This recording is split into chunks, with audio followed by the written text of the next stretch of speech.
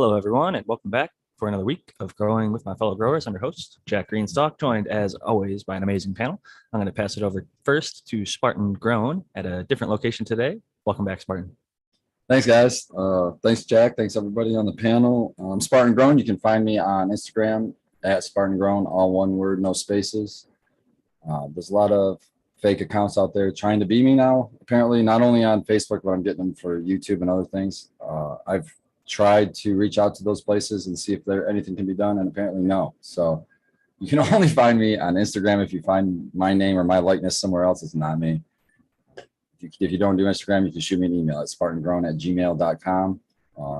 And those are my two contacts. Other than that, please don't believe the fakers. I've had another one today spring up. So it's good to be clear. And I've seen several of those fake accounts, unfortunately, and I do report them, but they only do so much. Some of them get taken down, but most of them, unfortunately, stay up, or they just make another one. So it's good to know where to find them. But next up, we've got Dr. MJ.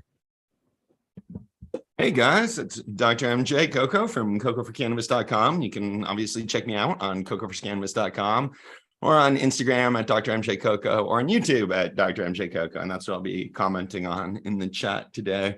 I was out last week, so I'm happy to be back this week and look forward to a good show. We're happy to have you back. And next up, Matthew Gates. Everyone, my name is Matthew Gates. I'm a integrated pest management specialist, and you can check me out at zenthanoil.com for professional inquiries, for consulting regarding dealing with pests, prevention and mitigation. And I came across two really interesting things recently. Formosan termites in cannabis, which is a growing problem, and also a really weird yeast infection from a plant wound. So that was very interesting to interact with. And yeah, so check me out if you're interested in that kind of information. Definitely might have to talk a little bit about that later, but next up, Brandon Rust. What's going on, everybody? Brandon Rust here. You can find the body of my work on Instagram at rust.brandon, and you can also visit me at Bokashi Earthworks for fertilizers, amendments, microbes. You can hit me up and get wholesale orders on soil. We'll have soil up on the website here soon. Yeah, nice, good to be here. Happy to have you back. And last and certainly not least, the American one. Oops, sorry. Yeah, hey everybody, Jack, always good to see you. And panel, always good to see everybody and everyone in chat. I'm the American one on the YouTube and the American one _with_18s on the IG. And it's always good to be here. And before I stop, Jack, I heard this little clip earlier today, and they were talking about maybe a different Jack, but you are this one too. Jack be nimble, Jack be quick. Jack grows the fire shade. So I wanted to throw that out there straight away. I appreciate that. Well, welcome back, Tao. And I actually believe that you kind of had a little suggestion for a place to jump off. I want to shout out Smart Poker. It sounded like Dr. MJ was talking to him over on Sundays and confused a little bit about something that Tao brought up in the pre-show, which was the difference between overwatering and under oxygenating, or not providing enough oxygen essentially to the plant. So I wanted to pass it to, I guess, Tao to preface it, and then maybe Dr. MJ could jump in and we could go a little bit from there. Yeah, because I've experienced that. I call it too much love is overwatering, but the reality is we're not really overwatering. And when Doc said, yeah, when you grow in DWC, it's almost all water. But right. The real fail is that there's not enough oxygen in the media to keep the roots happy. So it's not truly overwatering. It's under aerating or under oxygenating. And that's what really struck home with me and made me think. And yeah, I'll let Dr. Expand on all of that. So yeah, but it's really important to make that difference. Yeah, all of the plant symptoms that we attribute to quote unquote overwatering are in reality an effect of lack of oxygen in the root zone.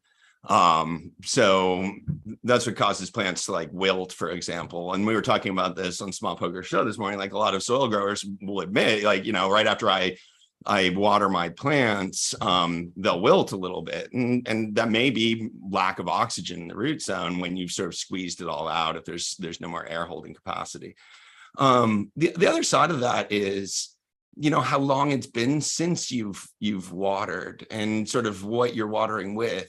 Well oxygenated water, that's how you're able to grow in DWC, right? Is you have well oxygenated water, and the plants are able to take the oxygen essentially right out of the water.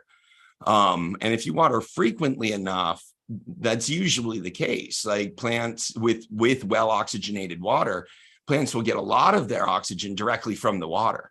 And in a lot of our sort of practices of really high frequency fertigation, they'll get almost all of their oxygen directly from the water because they're constantly getting sort of a new dose of well oxygenated water.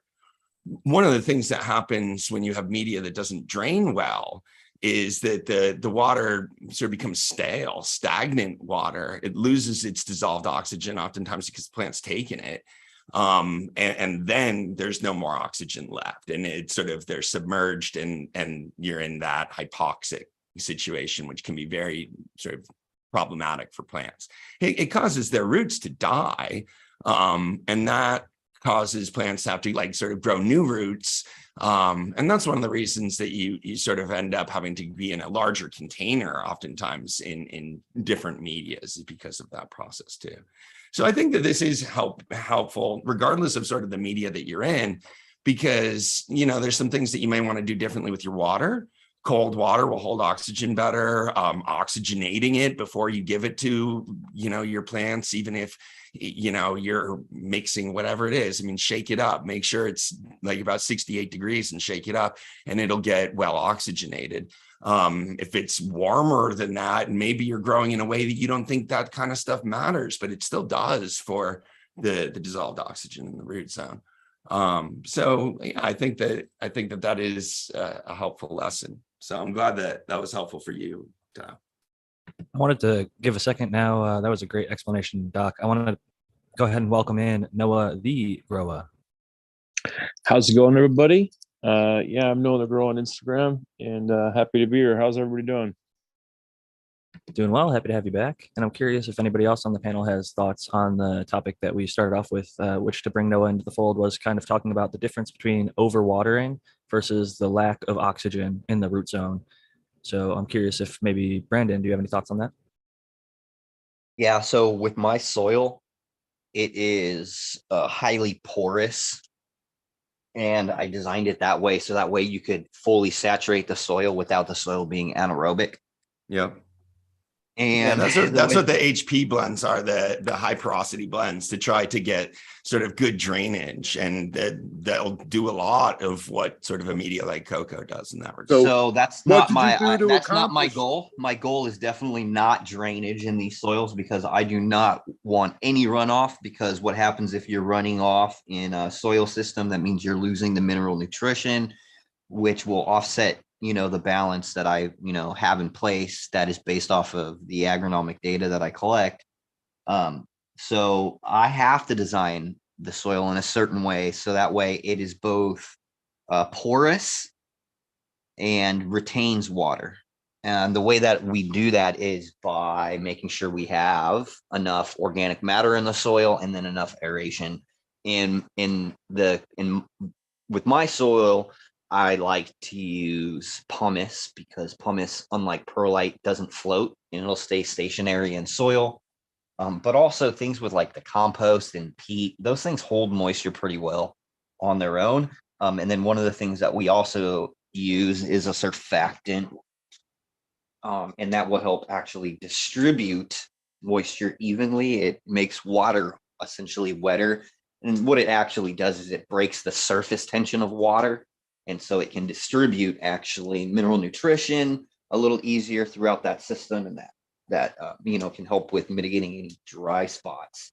Which, if you have dry spots in soil, you get a spike in your EC in those areas. It could cause things like osmotic stress, or it could cause a higher amount of a nutrient that may need to be oxidized to be available. Things like that could happen. All good points. I run also little to no runoff in an earth box because it's a SIP. Any of that water that would run off is essentially reabsorbed back into the system.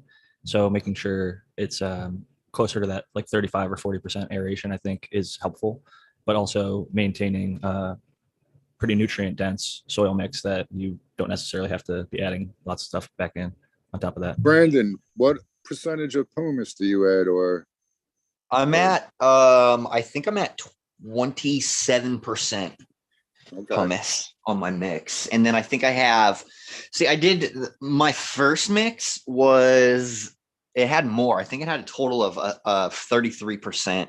And it was like, I think it was like 23% pumice. And then it was like 10% rice hulls. But I've since taken rice hulls out for right now, just until, because rice hulls actually can contain a lot of arsenic.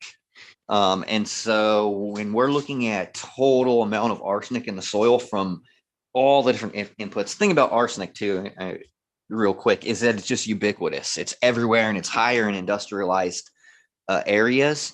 And so like, I mean, I do extensive testing, but the products will still have arsenic, but it's being able to find things that have negligible levels, right? And so I stopped using rice hulls, even though even though the rice hulls I was using wasn't failing for arsenic. I just figured that it can be inconsistent, you know, with where people source, and so it's just one of the things that I eliminated just because to take away that potential like threat, you know. One thing I'll say about rice hulls is if you're looking for a decent source, Jeremy at Build a Soil tests everything for heavy metals. I believe arsenic is a heavy metal, but I could be wrong. I do think that is correct though. It is, And yeah. so he tested to try and get pretty much non-detectable levels of arsenic or any of the other heavy metals, and I've used them. And the other thing I was going to say about less so the arsenic and more so, at least in my soil, they disappear after like one run. So of my third aeration, or it's a little bit more than a third, but I'll use like, let's say 33% of my soil is pumice, and then like maybe 3 or 5% is rice hulls. And it's mainly like a top dress and a little bit extra, adds a little bit of silica over time. But after every single run, when I transplant in, they're completely gone. So I just can't rely on that as like a steady aeration. I look at it as more of like almost like a slow release nutrient input and a small amount of aeration. Yeah, that's one of the issues too, is like the cost for building the soil and adding the rice hulls over the period of that soil's life. The cost doesn't make sense, simply because it's like such an added cost for something that's really only going to be there for a short period of time, you know. And then you can get silica from things like wollastonite, which I already use for pH adjustment. So I'm getting calcium and silica from that.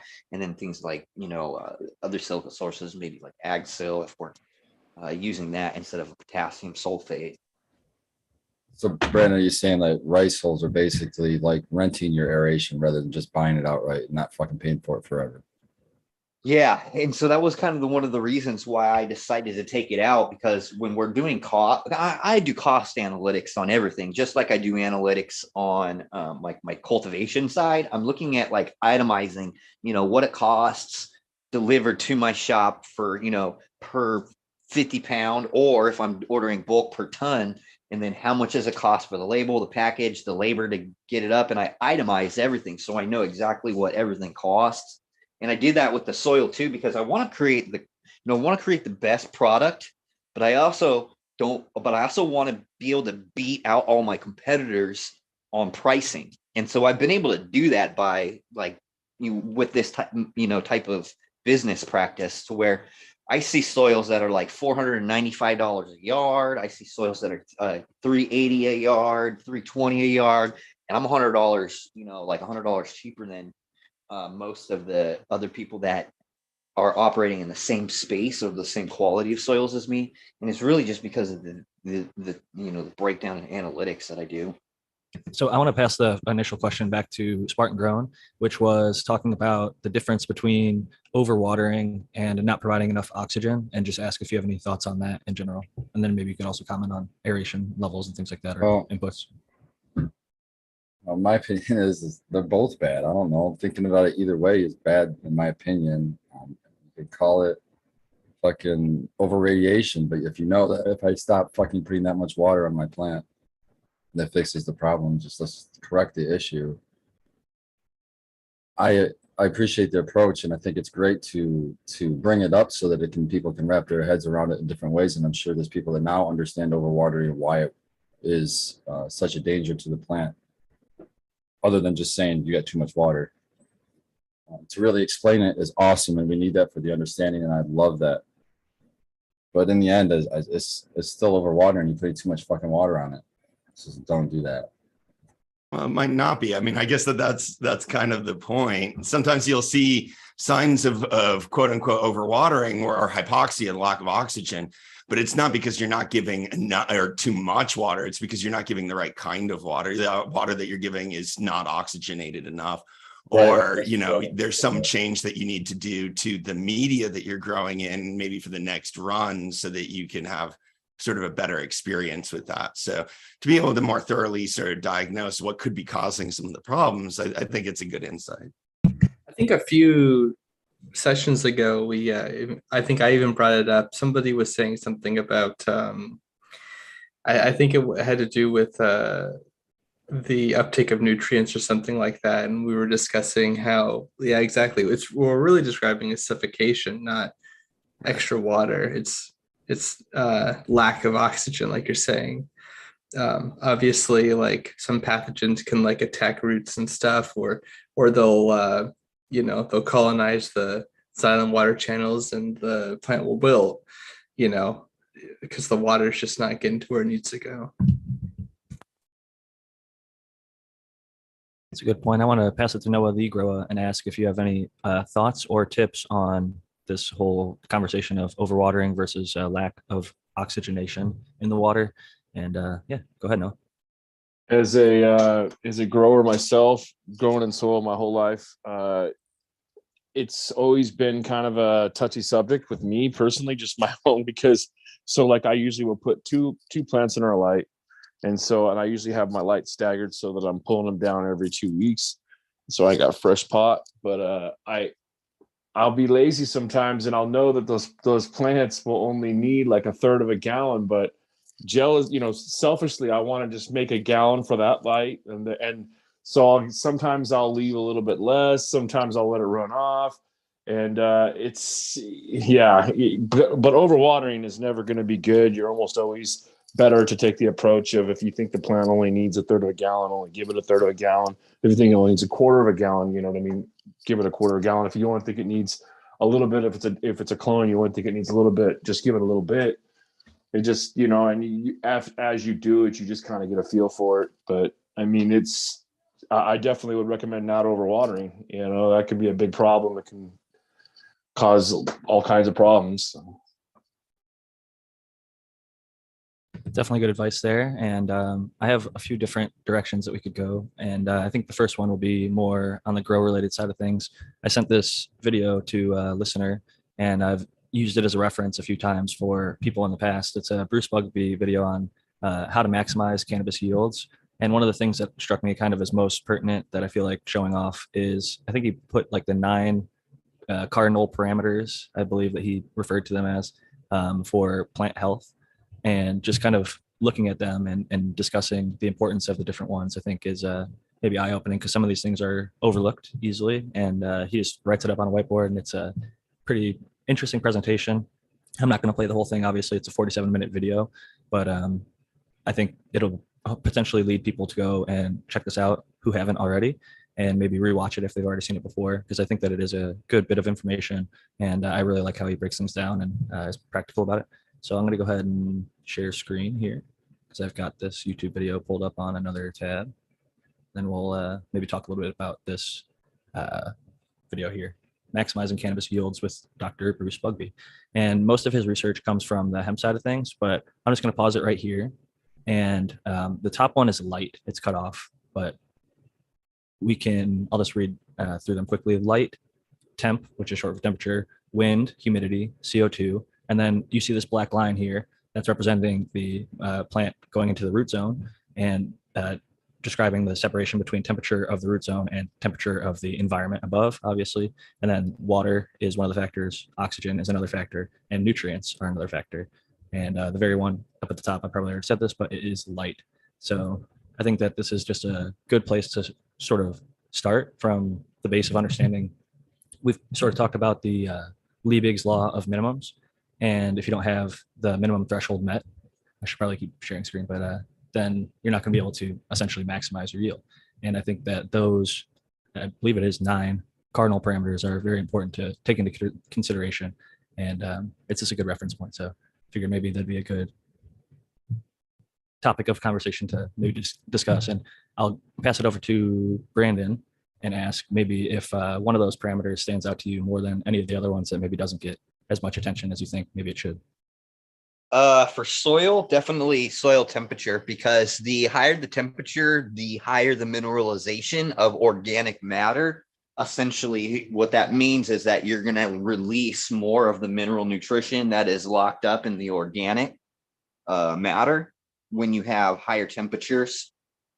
That being said, that really only applies if there's adequate water, because if there isn't adequate water, then that process will slow down even if the temperature's high. And a good way to visualize that would be, you could have a nice desert, it's got nice warm temperature, but it's dry, and so the soil isn't very active or alive. So you need obviously the organic matter, but the temperature is going to definitely have an effect on the cycling capacity.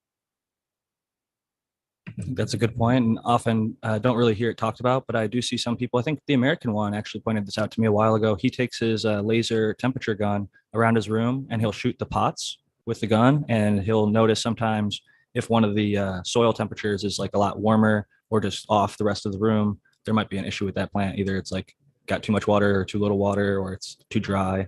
And No, I guess pass it to Tom. actually, it was the leaves of plants, and if one of the plants happens to be needing water, that leaf will be hotter than all the rest.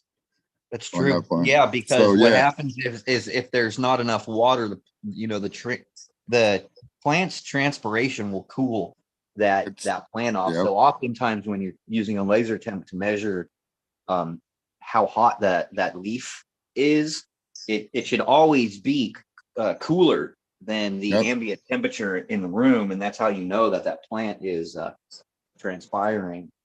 I was going to ask Jack, and I have another comment. What was his range that he was shooting for in the soil? And as a motorcyclist, I took a ride today, and it is amazing when you go through a stretch of forest. Because what's actually happening? The roots is taking up the cold water from the ground that's underneath and pulling it up to the tree, and the tree is evaporating it. It's amazing what different temperatures there are in a short amount of space. Yeah. Because of that effect. And yeah, that's what I used the infrared for, was on the leaf temperatures. Yeah. Me So and I my guess- girl were looking at a piece of property that's pretty heavily wooded, and in that particular area, it's like 10 degrees cooler than the rest of the area around it. So it's generating its own kind of microclimate. It really is amazing. The comment that you made, I guess, Tal, would then refer to temp in the phylosphere or above the root zone, which can be indicative of things that maybe people wouldn't have expected before. So maybe if you do have one of those infrared or temperature guns, you can go around your room and put that to use, and maybe realize before any other signs would indicate that the plant needs to be watered.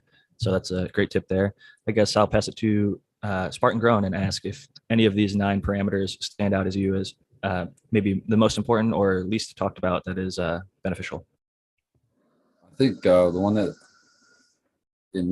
I'll say this, in my experience, I think what isn't really discussed enough really, and because I don't see it happening in even commercial grows, is wind. The one on the top right is airflow. Like a lot of times you can see the head growers that are moving up from growing a home grow and going into being a head grower, and the head growers that have maybe had some facilities for a while, and just the way air movement is being handled in a grow room. I think, like, if you still see the fucking oscillating fans on the side of the walls, that's already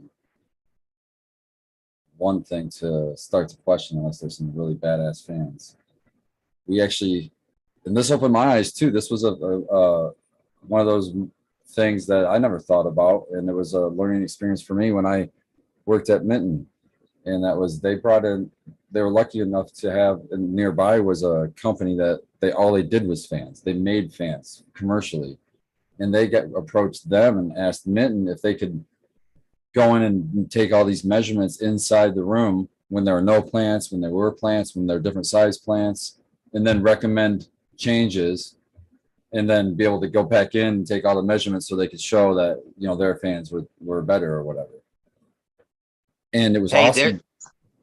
there's a really cool device that Seattle Greg turned me on to. He's the guy that worked all the Northern Lights.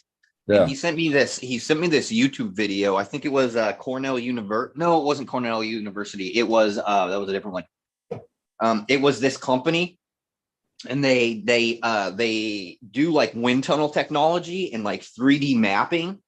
And what this instrument is, it is a sensor that you can move around the room. And what it will do is it'll map out using like wind tunnel sensor technology, and it'll map out the whole airflow of the whole space on a 3D like design. So that way you can actually measure Yeah, your but airflow in all parts, and it'll show like a blue and red. Like there would be like no air movement in like the red spots of the room, and then like the blue would be like the highest movement, air speed, and stuff like that. It sounds similar, but the one that they were showing us wasn't 3D. It was 2D. But it fucking showed like the room, and you could see where you would see the movement as the fans oscillated. You could see the changes as they oscillated. Yeah. And you could see all the spots that weren't getting hit with shit. And you would think there was a lot, and there wasn't shit. And it's really cool piece of that's technology. where I started going on and on about all these shows about how it's better to just like you mix a pot with a fucking big spoon, it's better to circulate the air the same way. It's more efficient. Spartan, that's a great comparison, because I've often kind of reflected recently as I learn more about aerodynamics and hydrodynamics about how similar they actually are. And stirring a pot of water and stirring a room full of air is actually more similar than a lot of people would think. So getting it going in one direction and using physics and the force of the previous air that's already moving, you want to work with the air, not against it. So every single time you have something moving against it, you're using more energy to keep it going. So essentially getting it in that cycle or cyclone, whatever you want to think of it as, it is going to be more efficient overall and keep the air moving at a constant, better rate. At the same time, there's an upper limit to how much air movement you really want to have too. You don't want to be creating a tornado in your grow room. So yeah, absolutely. Right. So your you do plants will want tell you movement, quick, but too. you don't really want to be blowing the plants around too much. I see, man, most of the time I see videos from home growers. I think their fans are sort of on their plants too hard. I see it in commercial facilities all the time, and I'm just like, "Whoa, dude, you're beating I the agree with shit that out of too. these plants." They're like, the "We plant- can't figure out what deficiency like- we have," and I was like, "Dude, you guys need to turn your fans down. That's what's Yeah. happening." If your plant's like bending over because the fan is blowing on it so hard, I think it's too much. I think if it's got a The little bit of a leaves are light flipping dance, upside down and stuff like that when the fan comes around. But I also agree with Spartan about, a serious grow doesn't use an oscillating fan. I mean, that's sort of my perspective at this point. So generally, and I remember saying this a few weeks ago, like if you think you need oscillation, you probably don't. You may need another fan, but just having your fan go back and forth isn't really going to be helpful. I think that's a very good point, and they're often one of the first points of failure, and that's never a good thing to want to essentially have a planned obsolescence of a part that you essentially know is going to break at some point. You're going to have to replace.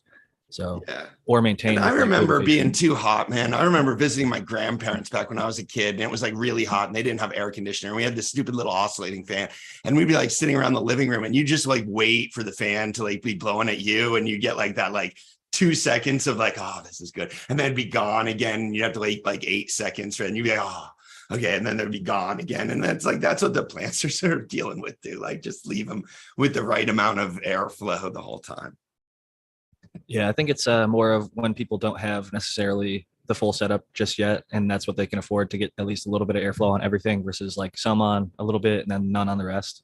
So home growers make it work with what they can, I guess, in some cases. But I guess I want to pass it to Noah and ask if you see any of these 9. And I just skipped a little bit forward, so he added actually some like temperature ranges, humidity ranges, and other little descriptions. But if you see any of these 9 that stand out to you as maybe under discussed and not talked about, but important for one reason or another, or just something that you'd like to discuss out of the list. Are you talking Well, to me now or somebody else? To Noah, passing it to Yeah. Noah. Sorry to Noah. Yeah, wind is important. The other one is temperature. I mean, you can get away with it with certain, and I'm just speaking from a hypersodium situation. I've never really used LEDs much, but heat's a big one. You can get, especially if you start getting heat and humid at the same time, you can really start running into a lot of problems.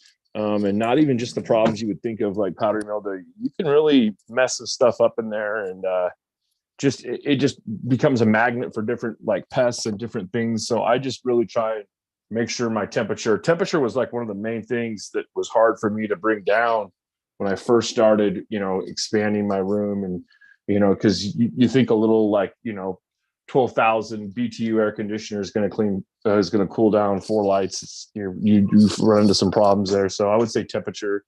I see, and then you hear, you see people with CO2 and stuff, and there's ways you can fight it. But yeah, I think temperature is a pretty big one for me personally. Definitely a good one to touch on there. I'll pass it to Doc next and see if any of these 9 stand out to you as maybe under discussed or maybe more important than some people would give credit to. Root temp, I think, is something that I talk about a lot, that I don't think a lot of people talk much about the difference between sort of air temp and root temp or water temp. So sort of understanding that. And I guess the comment that I would want to make about this is you generally don't want the roots to be more than 10 degrees colder than the plants or than the air temperature. Because that can lead to shocking the roots. Oftentimes we would rather be able to use colder water because colder water can hold more oxygen, but there's a limit to how much colder you can make it before it sort of shocks the roots and upsets the plants. And that's about 10 degrees Fahrenheit colder than the air temperature. So it seems like a happy medium, I guess, then could be like 68 water temp, 78 room temp. That's why we say 68 is because it's like 10 degrees cooler than, where a lot of growers are running in the high 70s. Exactly. And it's kind of tight in those parameters. If you get much hotter, I don't know that it's going to really shock your roots terribly by continuing to water at 68. But if you go a lot cooler than 68 with your water temperature, I think that does sort of adversely affect the plants. Going much warmer than that really drops the dissolved oxygen content. So, there's a limit there. And that's why I end up talking about sort of the water temp or the root temperature more, because if you're really trying to dial things in, you're going to be sensitive to that. I would also say the thing that drives this whole thing is light coming down from the top, right? So that's still going to be basically your gas pedal in this whole sort of machine. All the rest of that stuff is clearly important, but the light is providing the energy ultimately to power all of the growth. That's a good point. I just was fighting the heat this year a little bit, and I switched from 1,000 watt to 600 watt, and man, I noticed it big time. And not just where you would think, just like in production wise, but also in like, I swear, in like trichome production, like, man, Yeah. The difference between 600 and 1,000 was, I mean, more than 40%, I thought. Yeah, going up in light, you mean? Yeah, going back up, but it was the opposite. I was going down. I went down in light, and I noticed it dramatically. I was like, "Oh my gosh!" Like, Yeah, but you're probably dealing with better temperature ranges there. Yeah, I was dealing with better temperature ranges, but Right. to be fair, I almost think I was like, okay, well, I'm just going to sacrifice it and from 72 and get up into the 75, 76 range, because the drop off was just so noticeable. Yeah. Yeah. Noah, No. do you take a laser gun into your room ever? Because I know like HPS does some funny stuff with the thermometers and stuff, and I know you can kind of play smaller around the room to get a better idea. But Oh, yeah. oftentimes I've found the laser gun gives me one reading versus like what the ambient thermometers will read. I've played around with everything. you just kind of get a feel for it. But I mean, obviously there's a lot more scientific ways to do it. Like you said, I have two different ones. I have like a cheap one. I have like a more expensive one that I bought. And like I was using it back in the day when I was, making hash and stuff. So I've used those temp guns in a few different things, but yeah, there's a lot you can do in those rooms. And you're right. You'd be surprised how one, because where the thermometer is going to be sitting could be in a completely different spot away from the heat. And when you got airflow, it definitely does help to give you more of an accurate number. It is definitely. Yeah. I'm gonna bring up I was- one more thing with the water temperature because it is so fucking important. But I'm gonna pull on my buddy Matthew here to help me out here. But I'm pretty sure too that not only for the reasons that Doc's talking about is the temperature important, but also for pathogens and fungus, the water temperature is important. So if you're letting Yeah. the water temperature get really warm, you're really playing with fire. Yeah. I mean, That's it's definitely related. true.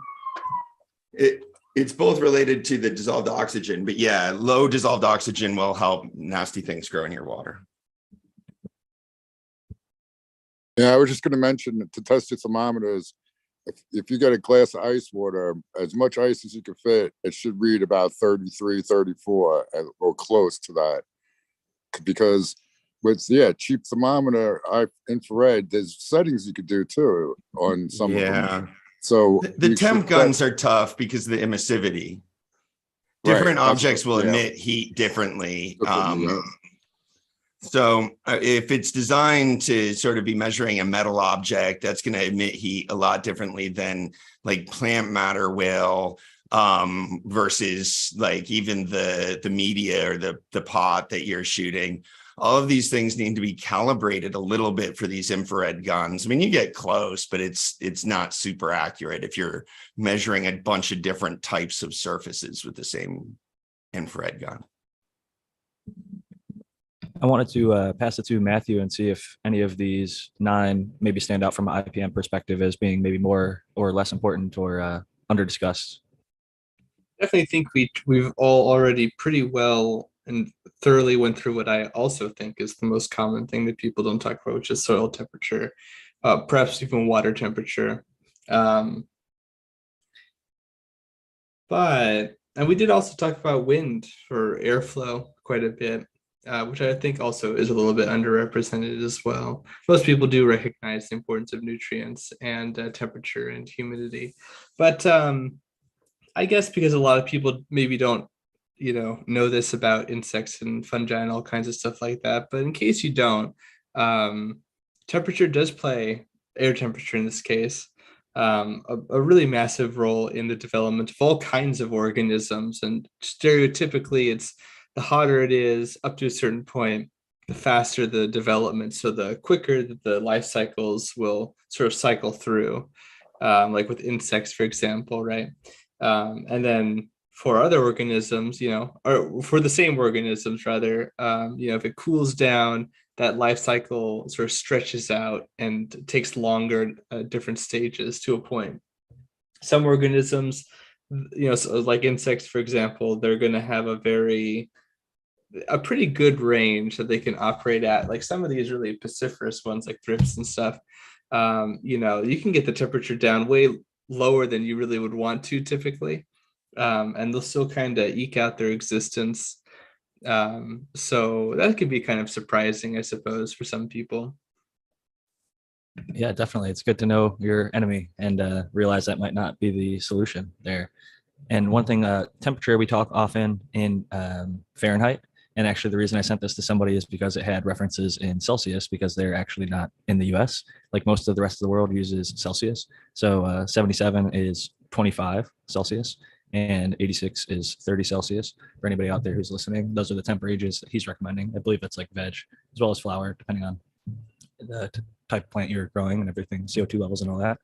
But the 68 is just a little bit above, 68 being the highest oxygen dissolved in the water, is a little bit above 25 Celsius for anybody out there who's listening who uses that particular scale, because I know that's actually a lot of you, as we've got lots of international listeners. So with that said, we've actually got a question from Grunt Grown. Tao copied over to the chat for me. He says, I posted questions about 30 minutes ago. If you wouldn't mind scrolling up, basically what causes the 1 to 3 fan leaves other than revegging, and can it be fixed? I don't know if that's necessarily how that happens all the time. Leaf morphology is a finicky thing. Would you like to maybe elaborate a little bit more? Well, as much as I can, I know that I often get into conversations with people talking about like leaf morphology being linked to other traits when it's not, like the whole, narrow leaf dominant, broad leaf dominant, sativa indica stereotype, that kind of a thing. Being trifoliate, I don't think it's linked to other traits, I guess is kind of my point. And I'm not sure with Well, revegging, I could only imagine that's a hormonal thing. I'm curious to hear what other people say. I think I remember reading this question. It sounded like the plant had been growing normally with, I don't know, 5, 7, 9 finger leaves. Something happened to it, and now it's producing like weird 1 and 3 finger leaves, or up to 3 finger leaves. And maybe So I've got the question here. I scrolled back up. Grunt Grown tagged us. They said, I've asked Jack about this on IG before, but could the panel talk about reveg morphology in fair Right. quotes? And then they said, I'm seeing it grow in my grow, 1 to 3 blade fan leaves, more likely due to hot and humid environment. right. And then they followed up, or somebody else followed up. They followed up and said, buds are actually turning out great, but I hate to see the plants looking this way when I know it's not normal. And to comment on that, just real quick, I know who this is. you said you know who this is? Yeah, and I know what plant it is. It's one of my plants. I think what he was talking about, if I'm not mistaken, is that the plant itself is expressing the characteristics of a re-veg. However, the clone stock, and this is the first time I'd ever seen this too, because he showed me the symptoms and I said, oh, that's a re-veg, classic symptoms. He's like, yeah, but here's the deal. These things were not cut in flowering. So something's happening, maybe chemically or hormonally with the plant, where they're growing, where like they almost kind of always want to be flowering a little bit. It's Grunt Grown, to be clear. He I know. has followed up and Yeah. said the We plants have an had alcohol 5. plant too. Yeah, it's called a banana. It's a banana daddy, and it started I- to, yeah. at the end of July. Fucking started flowering, just what you're describing, Brandon. And fucking, it still is doing 3 blade leaves, and it was planted as a fucking clone in like, I can't remember, it was June or something. We planted that thing, so it was vegging like a regular plant, doing normal, and then all of a sudden, the end of July, it decides to start doing that. So that's what I was thinking. It was some kind of a re-veg, but it doesn't look like a re-veg. It's just strange. I will endorse the fact that I think that significant stress could cause plants to respond like this, and Yeah, and that's the other significant thing, stress is, like, could the come plant- from heat. Other than that, there was like the plant looks super nice. I mean, not over, but looks perfect green, looks happy. It even had like praying leaves, but it We just got looks, some more info just to give you guys some context Yeah, before yeah. we go further on the answers. It says the plants had 5 leaf fan blades, classic pot leaf. Summer got hot and humid. Plants are now mid-flower, buds look great, and have weird leaves, as Doc is describing. And then they follow up and say these traits are in both flowering plants and the cuts that I took months ago. And he says, can it return to normal with improvement of environment? I would say yes to that, because I've Wait, seen that happen. he says something else. He's like, this is all of my cultivars, not just one variety. Brandon's is one of them, but he's saying this is happening to all of his cultivars. I would imagine there's got to be some hormonal stuff. I would like to know Makes more me about, think- is he in soil or cocoa? I double You know, checked I the was timer. also I Double was check also that timer. thinking Let's go on to the lack time. of Let's boron let as Brandon, let's well. let Tao go for a second, and then I'll have you go right after him. I was just gonna say, yeah, I would like when I see that, I check the timer right away. But some plants, I've had plants do that, and some plants when they get root bound, they do that. But it might be just like stress, like the same. But when you get them back to a good home and a good environment, they'll come back to the 5 leaves, and then go from there. That was my take. I agree. I think this is definitely stress based if it's happening to sulfur cultivars. Yeah, every single Yeah, I plant, agree. and it's coming with the heat and the humidity. I mean, it seems kind of obvious to me at that point that the plants aren't happy, whatever it is. You know, the heat, the humidity, something is wrong. You can't say it's genetic when it's 10 genetics all doing the same thing. And Right. it's clearly not looking healthy. Otherwise, he Well, wouldn't I be. would say it's genetics. Well, questioning. it could So be a in my conserved case- genetic In my case, response, I I have suppose. plants growing in the same environment and not doing it. Although I, I don't know if I would agree that it's like quote unquote bad or not good or whatever, because if especially if the results that you're getting are what they are. There's no pests or pathogens that could cause that kind of response, right, Matthew? I mean, the thing is that like there are organisms that can like, do funky things to like plant hormones or whatever. Sometimes it's to the, like the pest benefit. Sometimes it's just a weird byproduct. Right. But when I think of things like that, it's usually a pretty significant kind of change. I don't really think there's anything that I could think of that would really be causing kind of a mild effect like this. It was always possible that something that's normally major, like a witch's broom kind of pathogen, like a phytoplasma, but Yeah. I don't. I feel like because of the extra context, it makes me think that, especially if it all happened around the same time.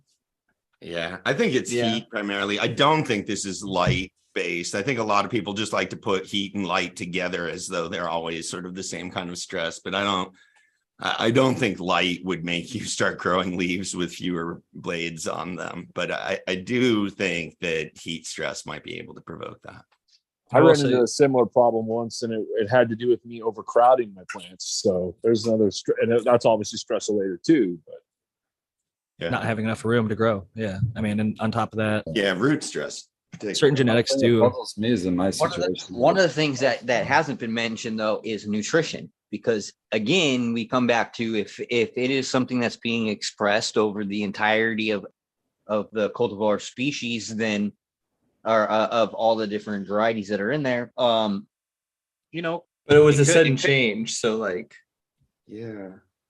that would Spartan, imply I wanted that to hear- the you're a little nutrients quiet. change suddenly. With the new mic, Spartan, you're a little quiet. You've tried to jump in like 5 times. It got cut off every single time. So I'd just like to hear what you had to say. That's okay. I was just saying in the situation that in one of the outdoor spots, we have a banana daddy that's doing it, and there's 11 other plants in there. Yeah, they're different cultivars, but they're all in the same environment. So to me, that rules out environment and tells me it's genetics.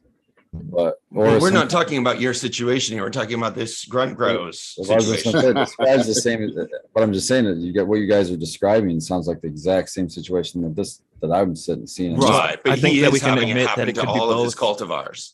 It could be both Oh. genetic and it could also be stress or environmental related. Like in his case, if it's happening to every single one, it's more likely the environment. In your case, because it's just one plant, all of them in the environment are the same, only the one plant's doing it. I'd be more likely to think it's genetic because certain stuff like you said, banana daddy, I think that there's an OG in there somewhere, and OGs have been known to throw the 3-leaf trifoliate, whatever you want to call it. There's also autoflowers. If you look at like some of the advertisements, they literally just have like a little 3-leaf thing. Or when you see like the indica, sativa, ruderalis, like the old description, it's always with a 3-leaf thing from an autoflower. So it could be that. I think that hormones too, like we see with kelp, it does this on the opposite end where we get like 13, 15, 16 finger leaf and like buds growing out of the center of your leaf. And so whatever the opposite end of the kelp spectrum is for hormones, maybe it could be reverting back to that because certain stressors like heat maybe is blocking off whatever would kelp would provide. Does anybody know what it is that kelp? It's some sort of plant growth regulator. I don't know the exact name of it. Well, I think there's a few different ones, maybe gibberellins, maybe. Yeah, it's got a bunch. Gibberellins is one of them. And we can classify a lot of plant Cytokinin hormones as either in it as gibberellins well. or as auxins, though. So that doesn't really say much. No, I suppose not. Yeah, I feel like the idea that a heat stress reaction, kind of bears out based on like context. But it's a confluence of factors really in the real life. And my question, it's whenever I hear stories like this, I do think it's kind of interesting.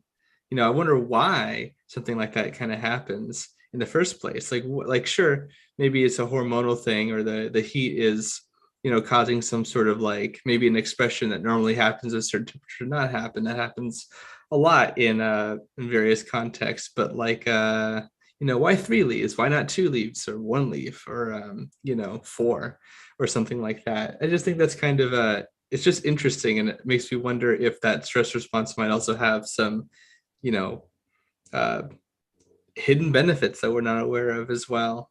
But that's just all speculative. Like in a hotter environment, for example, if you have less fan leaves, then they're less likely to be overlapping on each other. So they're not going to be, having that trouble perspiring or transpiring because the leaf on top of the leaf is causing, water to build up. That could be just one of many reasons. But I would say, like, from my experience, the times that I've seen something like that happen, I think that the plant, it's so rare that it grows one leaf. It's like only when it's a seedling that you'll see one leaf for the most part, unless there's some clones that I see throw off one leafers. But I feel like 3 leaf is maybe easy enough for the plant to put out. Like, I don't know. I feel like it's got the one like upright and then the 2 out to the side. And for whatever reason, it just, under a certain amount of stress, maybe it can only produce a certain amount of fan leaves. But there's, I'm not to interrupt. Sorry, I'm just reminded that the basal Cannabaceae, the Aphanantha genus, or at least that we know of, and it only has like one leaflet, or like it doesn't have groups like we see in cannabis, for example. So I wonder if it's like a ancestral trait or primitive trait or something close to that. Anyways, that could be it. And the other thing in kelp was cytokinins, which I thought of, but I thought, because I heard that in other non-cannabis related topics, that maybe it couldn't be right. And then sure enough, Google corrected me when I Googled what hormones are in kelp that promote branching. Cytokinins was one of the things that popped up as well. So maybe heat could lead to a lack of those hormones being able to be uptaken. Because I know that happens with lots of other stuff in the plant, like nutrients and water, for example. If it gets too hot, we were just talking about dissolved oxygen in the water. I should have brought up, I was trying to find it as you saw me, whoever's watching on the YouTube, frantically looking around the dissolved oxygen page. There's a little graph, and it actually has like a little peak window, and like 68 is like right in the middle of the peak window. And it's like it's like a little scale where it goes up or like down, depending on which one you're looking at. But there's a pretty golden area, and 68 is right in the smack center of that. I'd be interested to see more, like Matthew, what you're talking about with the what's it called, the one finger fan leaf, basal Cannabaceae, because I actually didn't, I wasn't aware of that. Because and it's like I mean, if you get more leaflets, you got more chlorophyll, you got more photosynthesis happening, right? Like at least at a certain level. So there's obviously benefits to having more photosynthetic tissue, like doing its thing at once. Of course, overgrowth can be a downside, that kind of a thing. And what else was it? Well, yeah, and I guess like maybe high heat just turns off the, sort of doesn't allow for the expression of certain things to happen in the tissue. Of course, I'm being very super vague with that because I don't really know the dynamics myself, but well, one thing certainly it shuts down is plausible. photosynthesis. When it gets too hot, photosynthesis just doesn't stop. So if it's not photosynthesizing as much, then maybe we could theorize it's not going to want to make as many fan leaves or more new fan leaves if it's struggling to do it with the ones that it's got already. If Yeah, it's that's a good struggling, I point. think that's probably the key point. Like if the plant is struggling, it's going to sort of downshift a little bit, right? Plants always start with one serrated leaf and then 3 serrated leaves and then sort of 5 or more. And usually you won't start to see like 9 or 11 fingered leaves until the plant is pretty mature and very healthy. You usually won't see a 9 or 11 finger leaf on a plant that's not sort of very healthy. So I'm thinking there's just a general relationship there. Something happens, especially something heat related happens to the plant. It might sort of like, downshift essentially and revert to a safer form of growing. That's interesting. I was reading an article about some of the many strategies that plants use to sort of when there's too much sun to kind of like offset that, and they use really cool terminology like photon quenching and using different pigmentations and things in some cases as like extra electron carrier might not be the right word, but like to catch that free energy and keep it from burning up Damaging everything. the plant. Yeah, exactly. Yeah, exactly. Playing with the original fire. Yeah, because if the plant can't sort of harness it, it's just basically burning the plant or doing damage to the plant. Just as, too much sun will do damage to your skin. Not exactly the same, but same Some of the basic responses are idea. interesting. Like you'll see the leaves sort of like taco up to maybe prevent getting as much light, or they'll droop down, Yeah. or they'll fold I- up like this to try and protect themselves. Like I've seen all three of those Yeah, things. and the plant will do other things that you can't see, like shifting around, nutrients and shifting around sort of its allocation of photosynthesis, essentially, to try to regulate that and to take maximum advantage of that when you really start pushing at the plant with light. Yeah, I actually witnessed this group of plants out in the woods. It was hot as hell. The sun was out, and they were all drooping, and they were well watered though. I'm like, what the fuck? So, but I was there doing stuff for a pretty long time, and the cloud cover came in, and like probably about 20 minutes after the cloud, it was like it was gonna rain. After that cloud cover came in, all those plants perked up and were like almost praying. By the time I walked away, I was really Yeah. astounded by witnessing that whole thing. Yeah, plants, this is absolutely something that plants are evolved to be able to deal with, is excessive light, because ideal photosynthesis happens like at a much lower density of light than what the sun can produce. So during the noonday sun, when plants are sort of getting roasted by the sun, they're doing a lot of things to sort of avoid being super saturated. And these photo protection measures that they go through by lowering their leaf angle, reallocating nutrients, changing the way that they're orienting. And plants will do that every single day in response to the sun. And a lot of people have asked me, like, why aren't they just sort of tuned to be able to use that 2000 micromoles of density? Why are they tuned to only use like 500 or 700 micromoles of density? And like, if they were tuned to use 2000, then they would very rarely be efficient, right? Because it's Yes, only that's a going to good hit point. 2000 every once in a while on a bright, clear day in the middle of the day. And if like that's the only time that you're being efficient as a plant, then you're screwed, right? You got to be sort of more efficient in a bigger variety of lighting situations. And that's going to mean that you kind of have to avoid some of the excessive light during the noonday sun. Now, plants growing outdoors can like pull that off for a couple hours each day.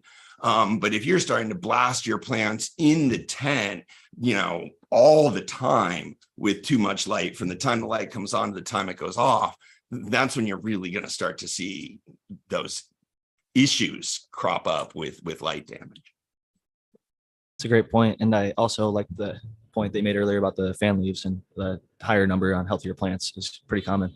And the point that you just made about being efficient, if you can only use it at the max for X amount of time, it kind of makes me think of like a Bugatti, like going through a school zone. Like you got all this potential energy, but it's not really able to use it. So it's more of a Right. So I you're think never that's going to funny. evolve a Bugatti if you're always driving through school zones, right? You're going to evolve Right. a Toyota or something, right? That's like more practical for that.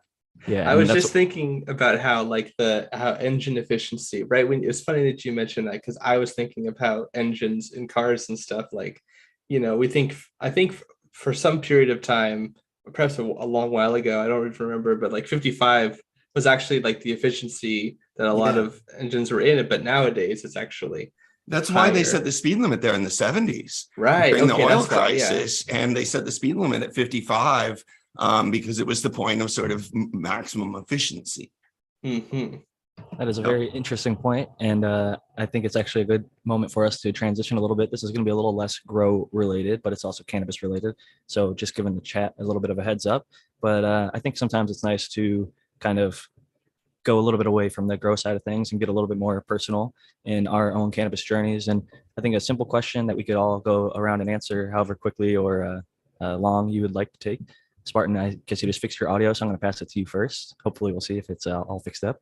But what was it that initially drew you to cannabis? Oh, that's easy for me. The drew me to cannabis was the medicine that cannabis provided. Is my audio better? Okay. It is. Yeah, I can hear you really well now. And that's I've told the story before, so I'll just gloss over it. But my uncle was diagnosed with stage 4 pancreatic cancer, and I grew cannabis for 2 years before I ever even smoked it myself because my cannabis I was growing, I was a caregiver, so I was growing for other people, and that's what drew me to it first.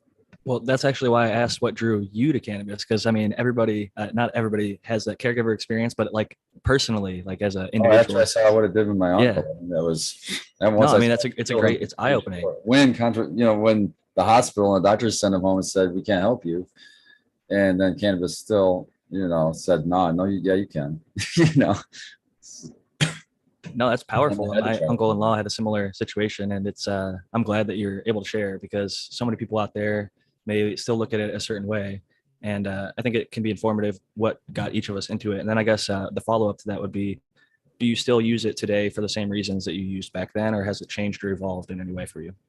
Yeah, I think I would say so. Cannabis really opened my eyes to plants as medicine, and that evolved to not only cannabis but medicinal herbs, and then from medicinal herbs to the vegetables that we eat, because the food that we eat is really a medicine of our body as well.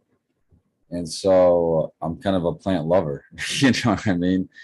Yeah, and because of that, I've grown to know cannabis more and deeper, and find different cases or ailments that I may have that I found that it helps for. So I use it more frequently than I did then, but less recreationally, I'd say, than I did then too. Because once I first experienced it, was fucking recreational, because I didn't have a lot of medical issues myself at the time, but I loved fucking getting high. That felt great. It was, I guess, it's still medicinal for the stress relief aspect of it, to being able to wind down at the end of the day. It was like the perfect thing. So I think that would be, yeah, I think that's how I'd answer that question. That was very well answered, honestly. And I'm just kind of curious, because I was thinking a little bit about it myself today. I saw my wife actually sent me like a TikTok, and it talked about, they're like, when I first started using cannabis, it was like to have fun and like get high. And now I use it to like not want to murder a motherfucker, like on my way to work, whatever it is, like just like calm down and like be relaxed. And I thought it was just funny to examine like how it's changed. And there were some other things that kind of came into it, because I think everybody's maybe needs and things might change over time. But I want to pass it next to Noah Lee Groa and ask, what was it that initially drew you to cannabis? What initially drew me to it, I've been thinking about that since you asked it, but what initially drew it to me was the social aspect. I grew up and I was homeschooled, so I didn't have like a real social, thing. I was trying to really kind of find myself as a teenager, 16 years old, and was meeting girls and just meeting people. And it was just the whole experience of it, when you had back in the day that, I'm 43. So you're talking almost 30 years ago, it wasn't, not everybody just had good weed all the time. And if you had good weed, like you were almost just kind of like a superstar, like you show up, and then it was the whole experience, like everybody try and throw down, and you put it on a blunt or a joint, and just everybody was just hanging out, and it would just, you new people you would meet. So it was a huge social thing. And then it started kind of to evolve for me. Just, it's constantly evolved. It was critical thinking. Like I'm kind of a guy that likes to think outside the box. It really opened my mind to let me, think like, you know what I mean? Like I would just see stuff that I thought was fake. And then I would think, well, if they say that if the news is fake, how messed up is our history? And I would just open my mind to thinking outside the box, not just thinking what everybody was told. And then I had shoulder surgery when I was 24, rotacuff surgery. And I had seen people that were on pain pills. And so I immediately knew I wasn't going to do that. Got my medical card, went down that path, and it really helped me get through that shoulder surgery. So it's definitely evolved for me over the years. And it's been a part of my life since I was 16. And now I have it tattooed on my body. And it's a lifestyle for me for sure. And a majority of the people that I know too. I think it's a pretty healthy lifestyle, if you ask me. I was talking a little bit on a different show about how it can steer people away from maybe more harmful stuff, like some heavy pharmaceuticals, if they can avoid needing them, or alcohol or tobacco in some circumstances, which might be just a little bit more damaging on the body long term. And it's funny, you talked about how the social aspect and how it could kind of like almost make you like the man in the town, if you had good weed when there was none around. There's a guy by the name of Sham Pelly. He's kind of coming back onto the scene recently, but he used to sell like herb back to the rappers kind of in the early days, the 90s and 2000s. So like Snoop Dogg and some of the other guys. They'll they'll reference like Champelli in some of these songs, and there's even videos of him smoking with them in the studios and stuff back in the 90s. So it's cool to see him coming back onto the scene a little bit and getting some of that cred, because if you've been around with good weed for a long time, people know. And That's awesome. good reputation to have. And I think Noah the Grower is probably that guy in his local spot for sure, with at least his crowd there. So it's a good skill to have. I was definitely was. I knew a few growers when I was young. I met, and I've just been really good at meeting people. And man, didn't have a lot of money. You know, I was 16 years old. I was working at McDonald's. I would get a half ounce, and I would take in a cellophane or whatever I could, all these little containers. I'd take like a half a gram and put it up. And I knew that when I went over to my friend's house, I was going to bring that, and I would always have the best weed. And they would be like, "Oh shit, Noah's here." You know what I mean? And even that half a gram to a bunch of, you know, high school kids, it was a really cool experience. And it's kind of funny talking about it, because you know, it was so taboo back then. And even just now, I've been more comfortable talking about some of my experiences. Like, I mean, I was known as like the grungy stoner kid in the neighborhood, and you know, I had long hair. It's just funny thinking back about it. Yeah, man, it's times have definitely changed, and I think a little bit for the better for sure, with us being able to be more open, at least that's for sure. So I want to pass it next to Dr. MJ and ask what initially drew you to cannabis? Oh, let me unmute my mic. That might help. It's definitely my favorite intoxication, right? It's like being high. I don't drink alcohol anymore, and I'm not into like other drugs, but I like to get high. I mean, I've always sort of really liked to get high. And I gave it up for a while when I was in college, and it's when I started going to grad school, I gave it up for a few years, and then I sort of brought back to it. I've told this story a lot because my rheumatologist recommended it for me when my insurance wouldn't continue paying for the other medicine that I was taking. And that was sort of an interesting experience to me, because I went from thinking about cannabis as basically being something that was kind of like dragging my life down, and it was something that I needed to give up if I wanted to be successful or wanted to, like, you know, finish grad school and stuff like that, to recognizing that it's something that probably had been helping me a lot during my life, and I had sort of underappreciated it in a lot of ways. And so that changed like my relationship with cannabis quite a bit. And then the other, I think for most of us, this has got to be somewhat true, but the big thing that changed my relationship with cannabis was no longer having to pay for it. Growing my own and being sort of able to take control of that supply has sort of removed like the financial considerations from, like, you know, how I use cannabis. So That's a huge deal. I mean, yeah, like you talked about, it was deal. dragging you down, and it's emptying your wallet. So it's like, oh, this feels like a bad habit. It's expensive. Maybe it's Yeah. like some of the stereotypes that we get thrown at us as like stoners making you this or that. I won't even go into that, but we all kind of subliminally have those in the back of our mind and don't want to rise to that occasion, right? And live up to Oh, I people's remember so arrogance. clearly thinking, because I finished my undergraduate degree up in Northern California, where like cannabis was common and available, and I was enjoying a lot of it. And I remember really clearly having this like little sort of conversation with myself, like, when I'm going off to grad school now and I got to be serious, I'm going to have to like quit smoking pot. I want to be able to, like, you know, focus on my studies and all these things. And really, I mean, I remember like that kind of thought process that I was having, and just thinking back to that really makes me think about how much my attitude and sort of relationship with cannabis has turned around, because now it's absolutely something that I enjoy. And, you know, I mean, it's something that I teach people about, and it's become a big sort of positive aspect in terms of both my productivity and what I kind of think about as my career. So it's interesting. Yeah, for sure. It's definitely amazing how it can change throughout our lifetimes, like our use of it, the society around it, and just our place in this particular community, that it can even become a thing. Like before 20 years ago, this wasn't necessarily a thing. So maybe we wouldn't have even been able to think about it in this way. And like you talked about, growing like maybe other things, like it has got me into growing more like food. I grew wheatgrass for my cats, or little fruit and vegetables or peppers here and there. And like my wife just found a plumeria that we rooted, and I told a little bit about that story, but it's planted now and it's growing and it's about ready to get transplanted into a new pot. So it's like, I'm not just growing cannabis flower, I'm growing plumeria flower, and it's a fun experience. Like it does feel a little bit like you're leveling your life up with these experiences. You're learning more about it, how to source maybe good food, why organic things might matter in that category. And it's very eye-opening. And I can relate to everything that you guys have all said so far in a little bit of a way to myself, but I want to pass it next to Matthew Gates and ask the same question I asked everybody else, which is, what was it that initially drew you to cannabis?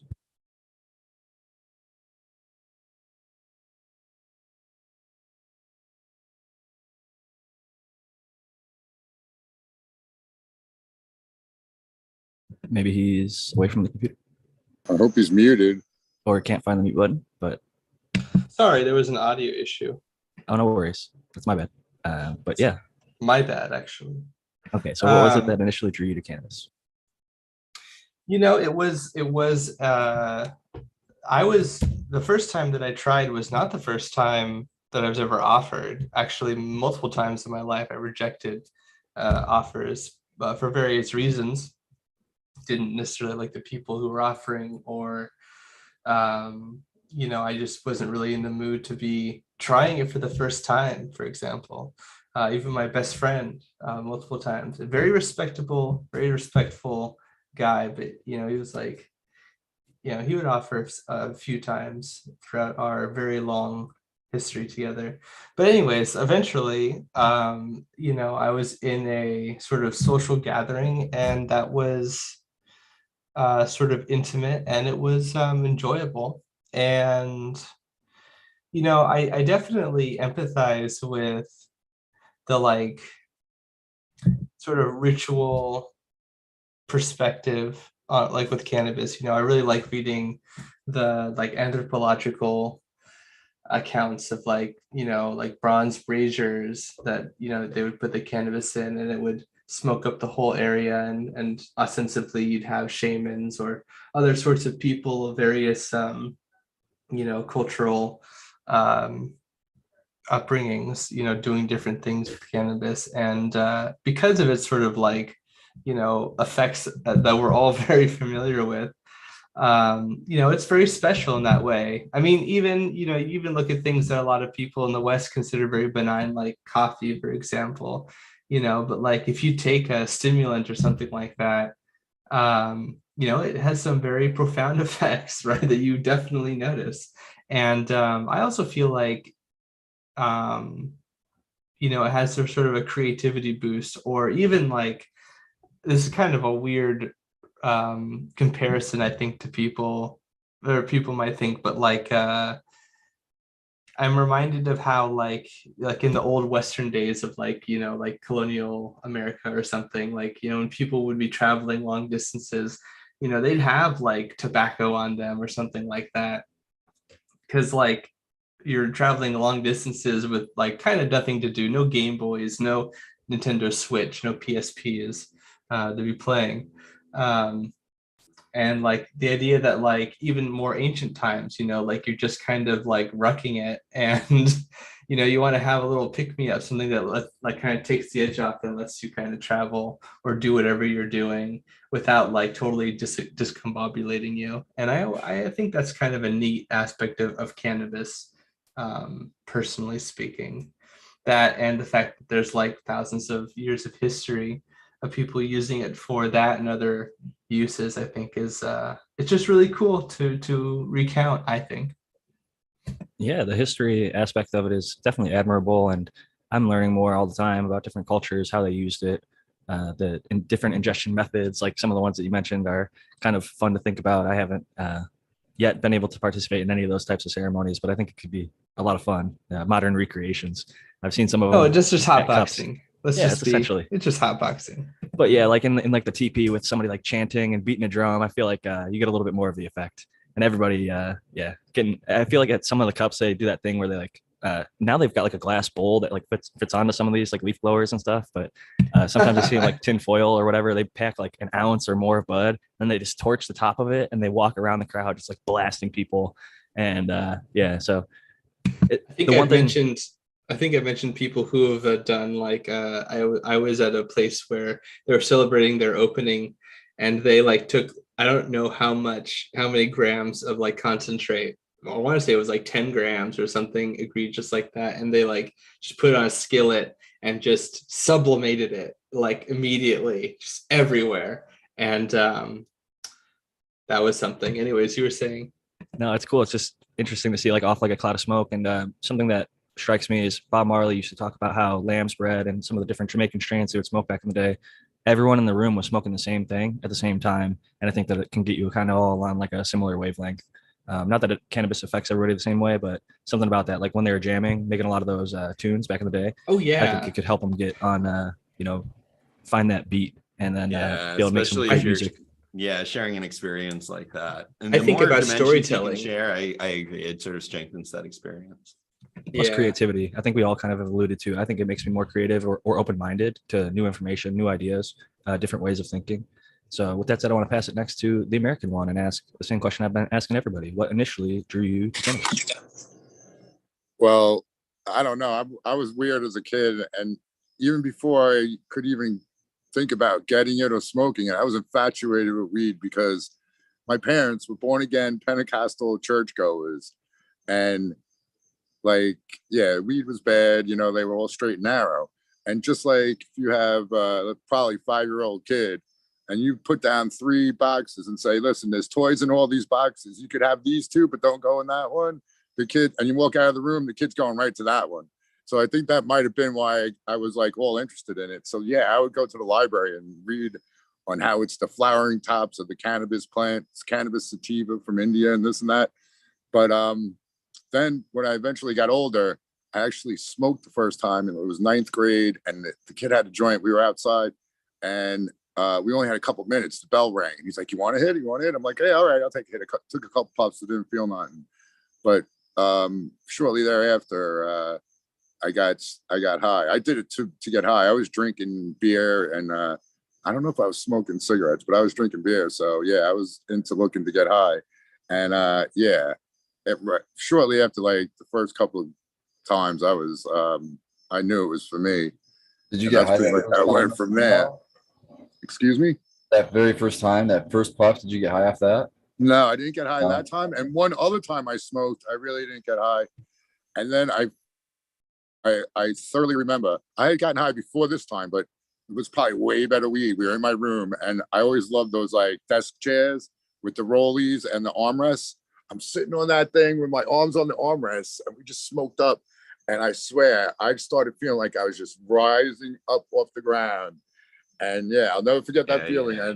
And like, I'll never forget that those are one of the best like experiences when the first few times you get high with the people that you get high with. Yeah, it's always fun. I was just And, gonna say, Hell we yeah. all chase that high, right? Like my first time, I felt like I was on a couch drifting through the ocean, and the TV was getting further and further away, and I was just like in such a bliss. Like it was And I'll very hard also to say, recreate.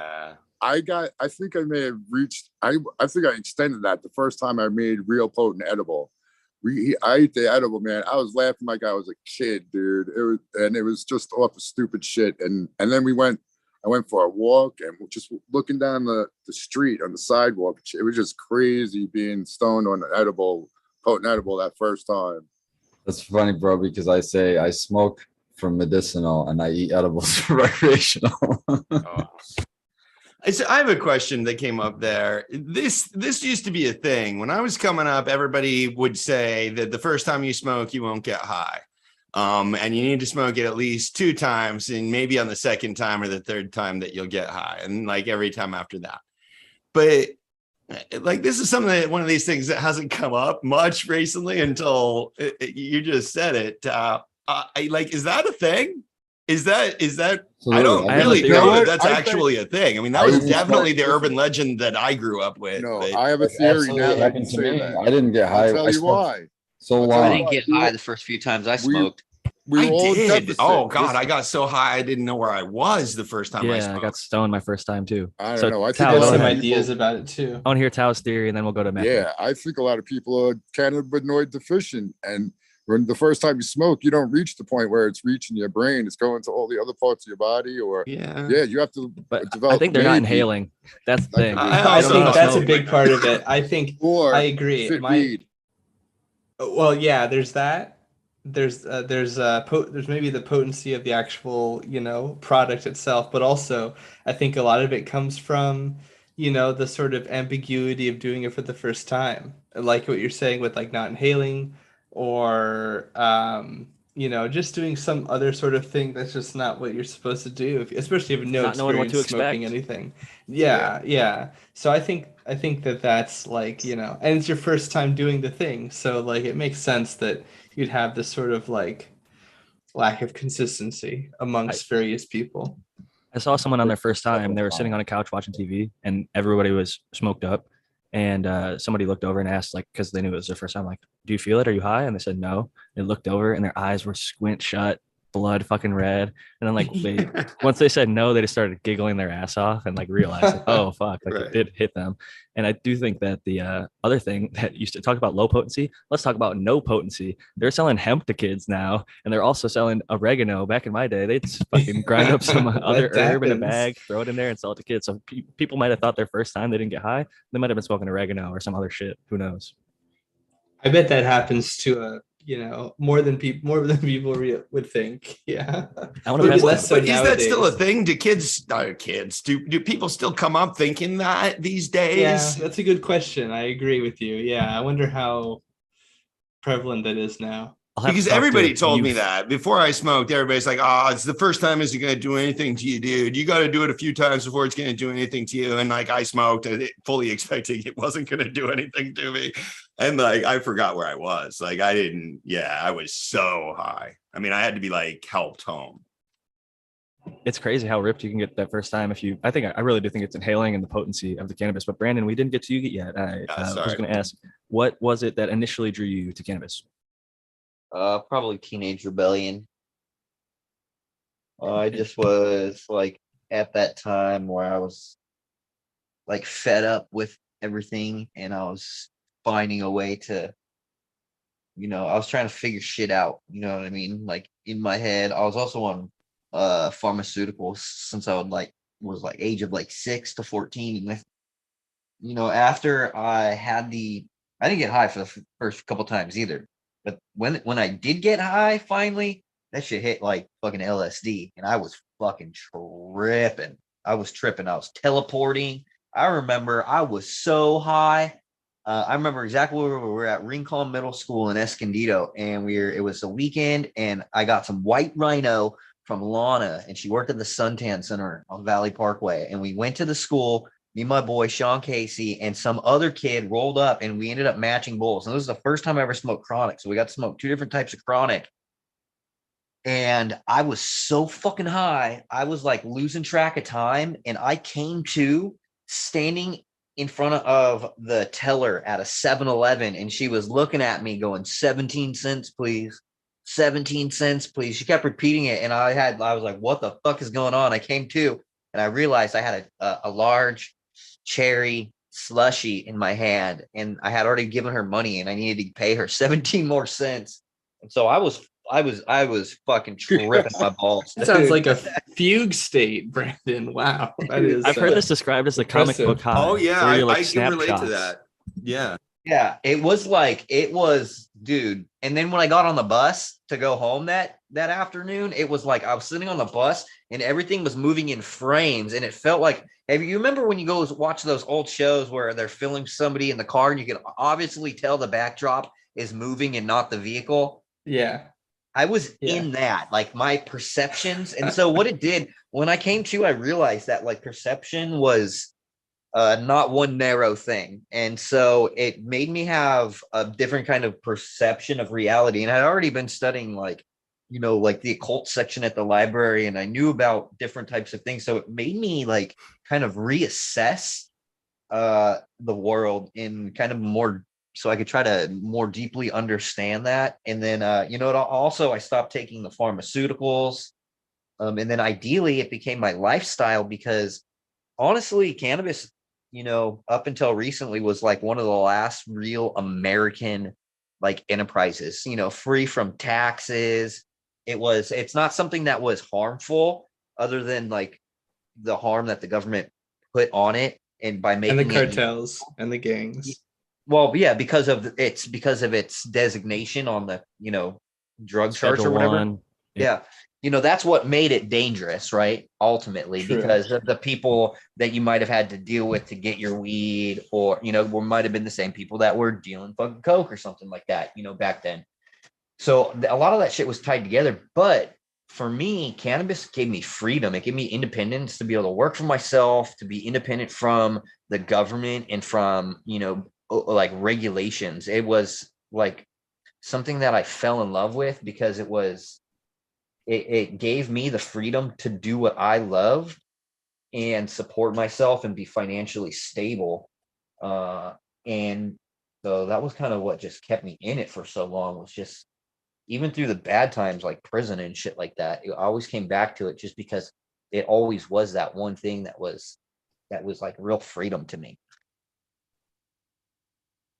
Whenever I've been away from it, my life hasn't been better. I'll say that I've missed it. And then when I start using it again, I'm like, oh, wow, whatever negative perceptions I had on it were really just my own shortcomings. And sometimes it's hard to admit that I was just being lazy, and it's a good medicine. It helps me sleep. It helps with all these other things. And it's funny that you talked about having that sort of like, I describe it as a comic book high, where it feels like you're just like kind of like flashing from like one moment to another, and there's like time lost in between. I had that happen with some Blueberry Diesel when I was young. I came out here. My brother had a plug that he was like selling the shit to the dispensaries or whatever, and he said, this shit's too strong, but I sell it to my friends and family or whatever. And we smoked it. And I also fucking came to at a 7-Eleven. And I had like one of those Monster energy drinks that you could take the cap off of and like reseal it. And I was like 3 monster drinks in one. Those big fucking huge. I love those. The BFC, I think it's called, the big fucking Growing can. up, yeah. Okay, so I don't drink this shit anymore, but anyway, at the time I apparently was fucking wanting one to keep my little adventure going. And I came to at a 7-Eleven and I was filling it up with like a Powerade. And at the same time, I was being jabbed in the back by like a security guard with his little nightstick. Oh. Like, dude, what the fuck are you doing? Like, you can't just fill up your fucking BFC that you didn't buy here at his 7-Eleven. So I like turned around, I'm like, what are you doing? And he's like, you got to pay for it or like get the fuck out. And I like had it was already filled up, so I threw the cap on it and walked out, and like they didn't make me pay for it, and I was just so high. It's like one of those moments. It's funny that when Brandon said that, you just bluffed it. You were just like, I'm leaving now. It's like, I'll see you later then. I bid you adieu. Farewell. It reminds me of that scene in Half Baked where they're all kids and they're like, can you feel anything? And he's like, I don't know. I think so. And he's holding like this giant Abba Zaba. Oh man, the other thing that struck me as funny in that little walk was I was chewing gum, and I was in, I'll say the neighborhood, it's the Pacific Palisades, in a really nice fucking neighborhood in the Los Angeles area, and I spit my gum out on somebody's lawn. And then as I walked, I was like 10 feet further, and I could look back and see it was like a bright blue gum, and they're like beautiful green lawn that was perfectly cut. And I felt so bad. I walked back and I fucking picked the gum up out of their lawn because I was like, man, I'm not going to be the one who fucked up their lawn. Like every single place was so well kept. Like I don't want to be that asshole who fucking spit my gum out and just like left it. And like that's the one thing ruining this beautifully manicured yard and this amazing neighborhood. So those are did any of you guys ever get the Homer effect where you were verbalizing, not realizing that you were verbalizing what you were thinking? I've never really had that ever in my life. I've seen in people do certain that. situations, yeah. When I was like my first few years, I would be pretty vocal when I got high. Yeah. I experienced not thinking certain times. But I think like he's talking about, it's almost like the truth serum where you just like start talking your thoughts out loud. Like I've seen people do that where they're like, they'll look at somebody and be like, and they're not a disrespectful individual, but maybe they don't have a high cannabis tolerance. They smoked a little too much, and then like they might be married and like with their wife, and then like some pretty lady walks by and they'll comment on that pretty lady's appearance and maybe get the slap on the wrist or the face or whatever it is. And back in the day, they used to experiment with cannabis as a truth serum for the U.S. military. Like they've in Pineapple Express, that was kind of what they were referencing with Bill Hader at the very beginning, the item 9, and That's they were funny. like having him smoke it, and he just basically like doesn't give them the answers they're looking for or whatever, and just gets really high and silly. But they were trying to use that as a like mind control or truth serum, interestingly enough. So that's why I like MK Ultra as a I strain. just Actually, thought which it I just popped, Brandon. I popped some of your Purple Kush MK Ultra F2s. So those are gonna Ooh, get nice. You're planted. gonna like that. Oh, Chad in the chat just referenced that they had a friend that spoke 2 languages and they would forget which one to speak and slip the wrong one. It's funny. Sometimes I would do something like that where, especially if I was trying to recall a Chinese phrase, and I would break into Spanish instead because I'm way more familiar with Spanish and it's much closer to English. Yeah. So like that has definitely happened for sure.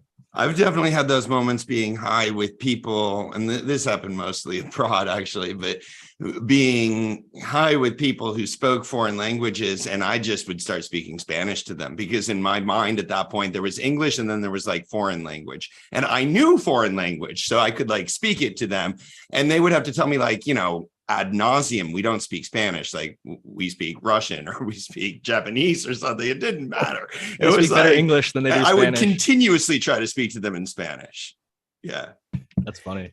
That's like when I used to drink, sometimes I speak a very little bit of Spanish, like just enough, like I'll call it like broken working Spanish. Like I can get Right. places, I can order food.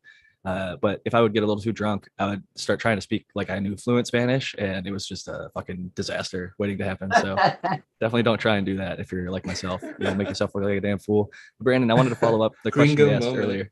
It said, yes, Gringo Loco indeed.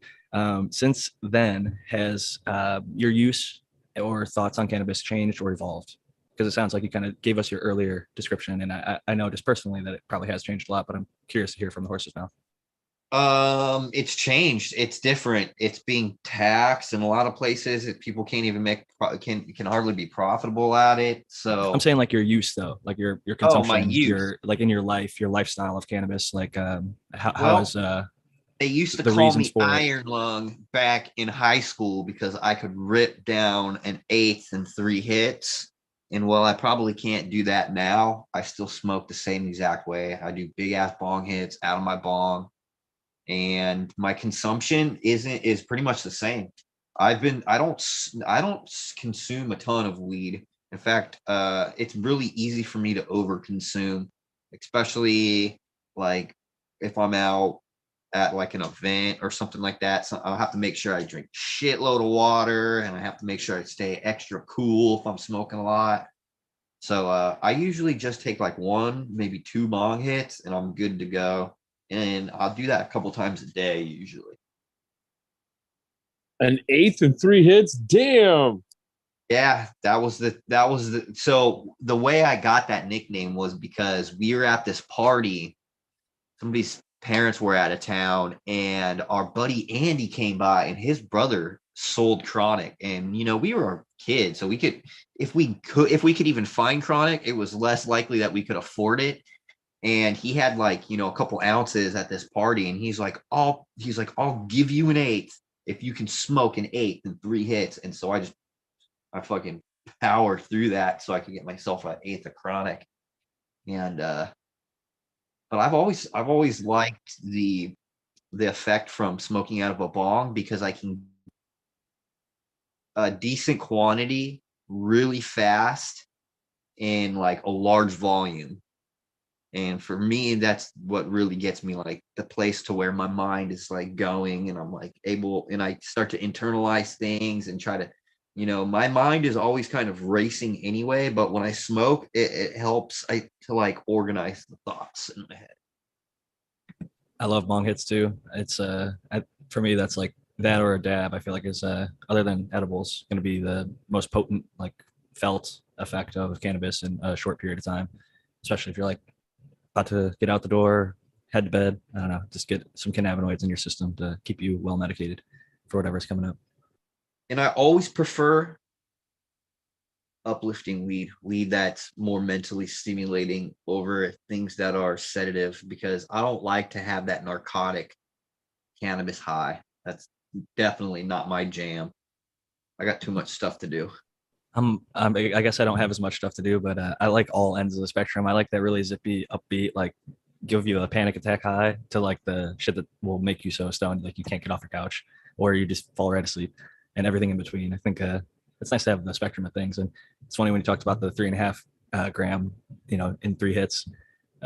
It just again flashback to like being younger and doing crazy silly shit when you're stoner with your friends. Spartan had that little zong again, also reminded me.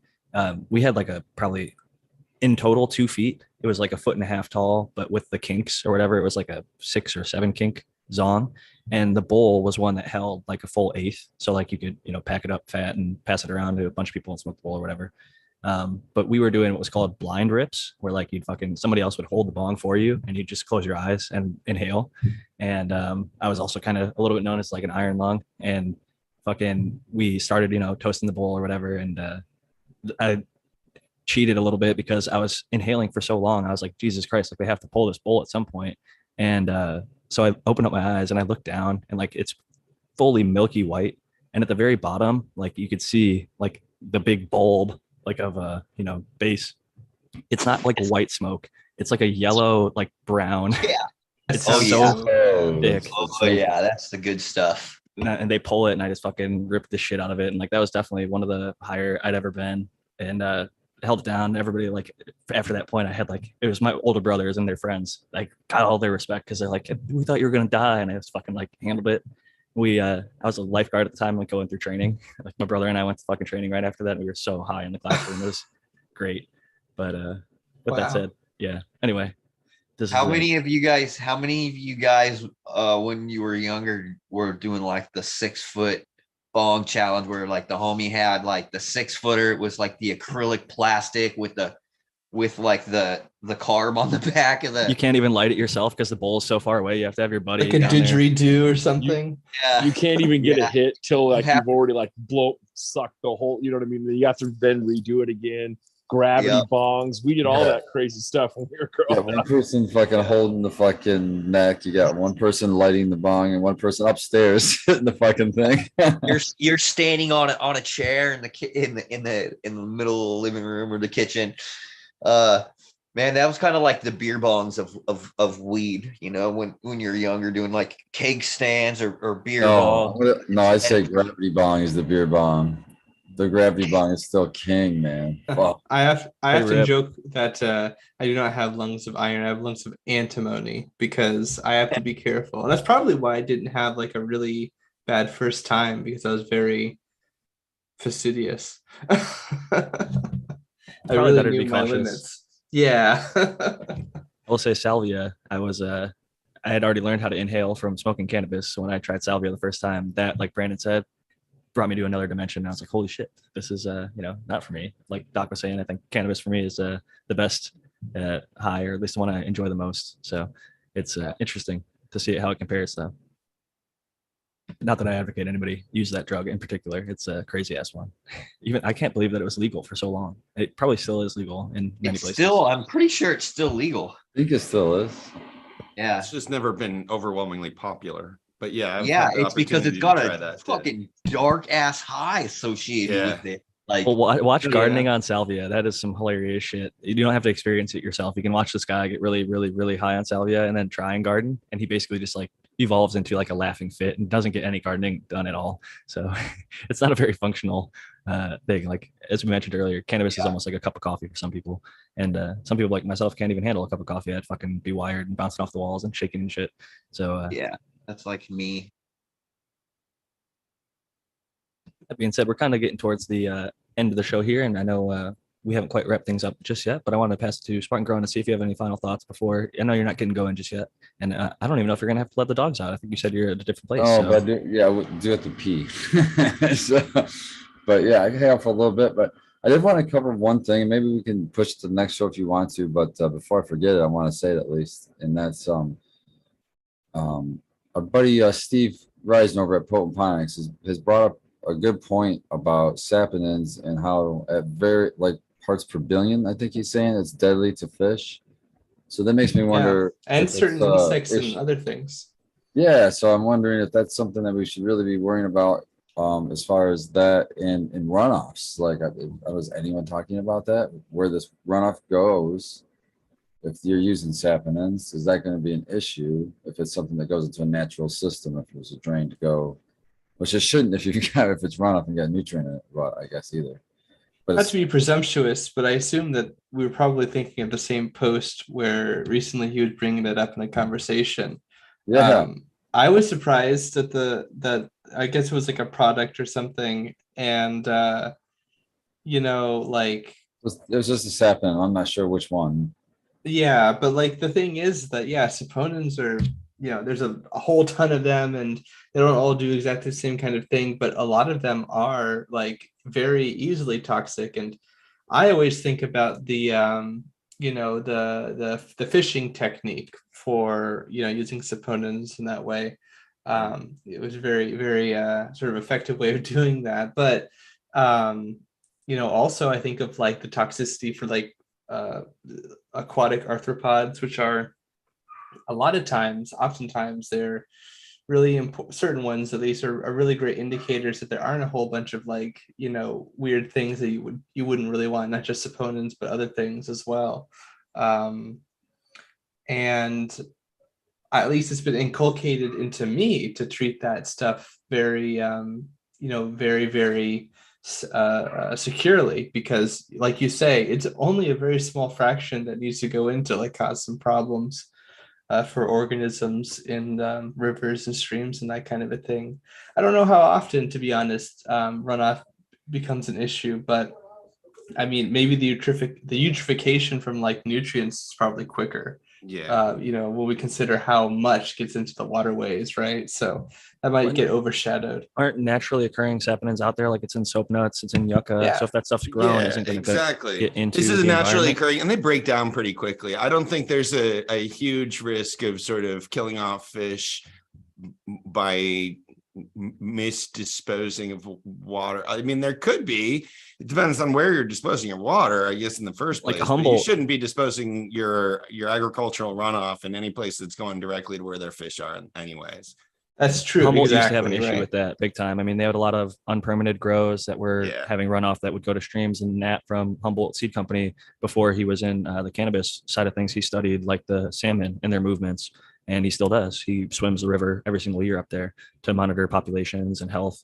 And there are direct links to, unfortunately, cannabis cultivation sites in certain areas of the US where it's gotten better now. But Yeah, I definitely agree with that. But there's a lot more dangerous stuff that those people are probably putting in their water than the sort of the yucca powder. right. Well, and Right, even I agree. agricultural farms, like if you live close enough to one of those, I'm sure the local water supply and like fracking and all these other things that are happening at large industrial scales, basically all over the US, even like in California, like people think that it's this environmental mecca, but there's still fracking that happens here and all sorts of other agriculture that could have potential runoffs and uncapped, things that are putting off gases in factories and things like that. So there's tons of environmental issues that I think maybe I'd be worried about a little bit before the yucca, but it is a very good point. And I guess Steve, being with working with fish, potent phonics, he has that side of things. He has to worry about it. He really does have to worry about it because his population could be Yes. affected.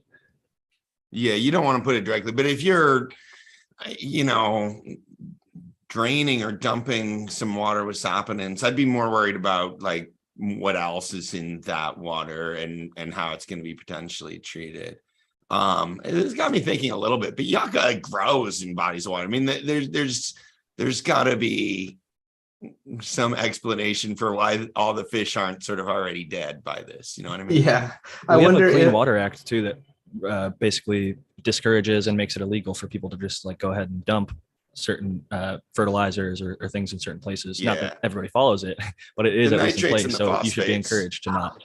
Yeah, they're really what we're worried about is the free nitrates and phosphates. And definitely.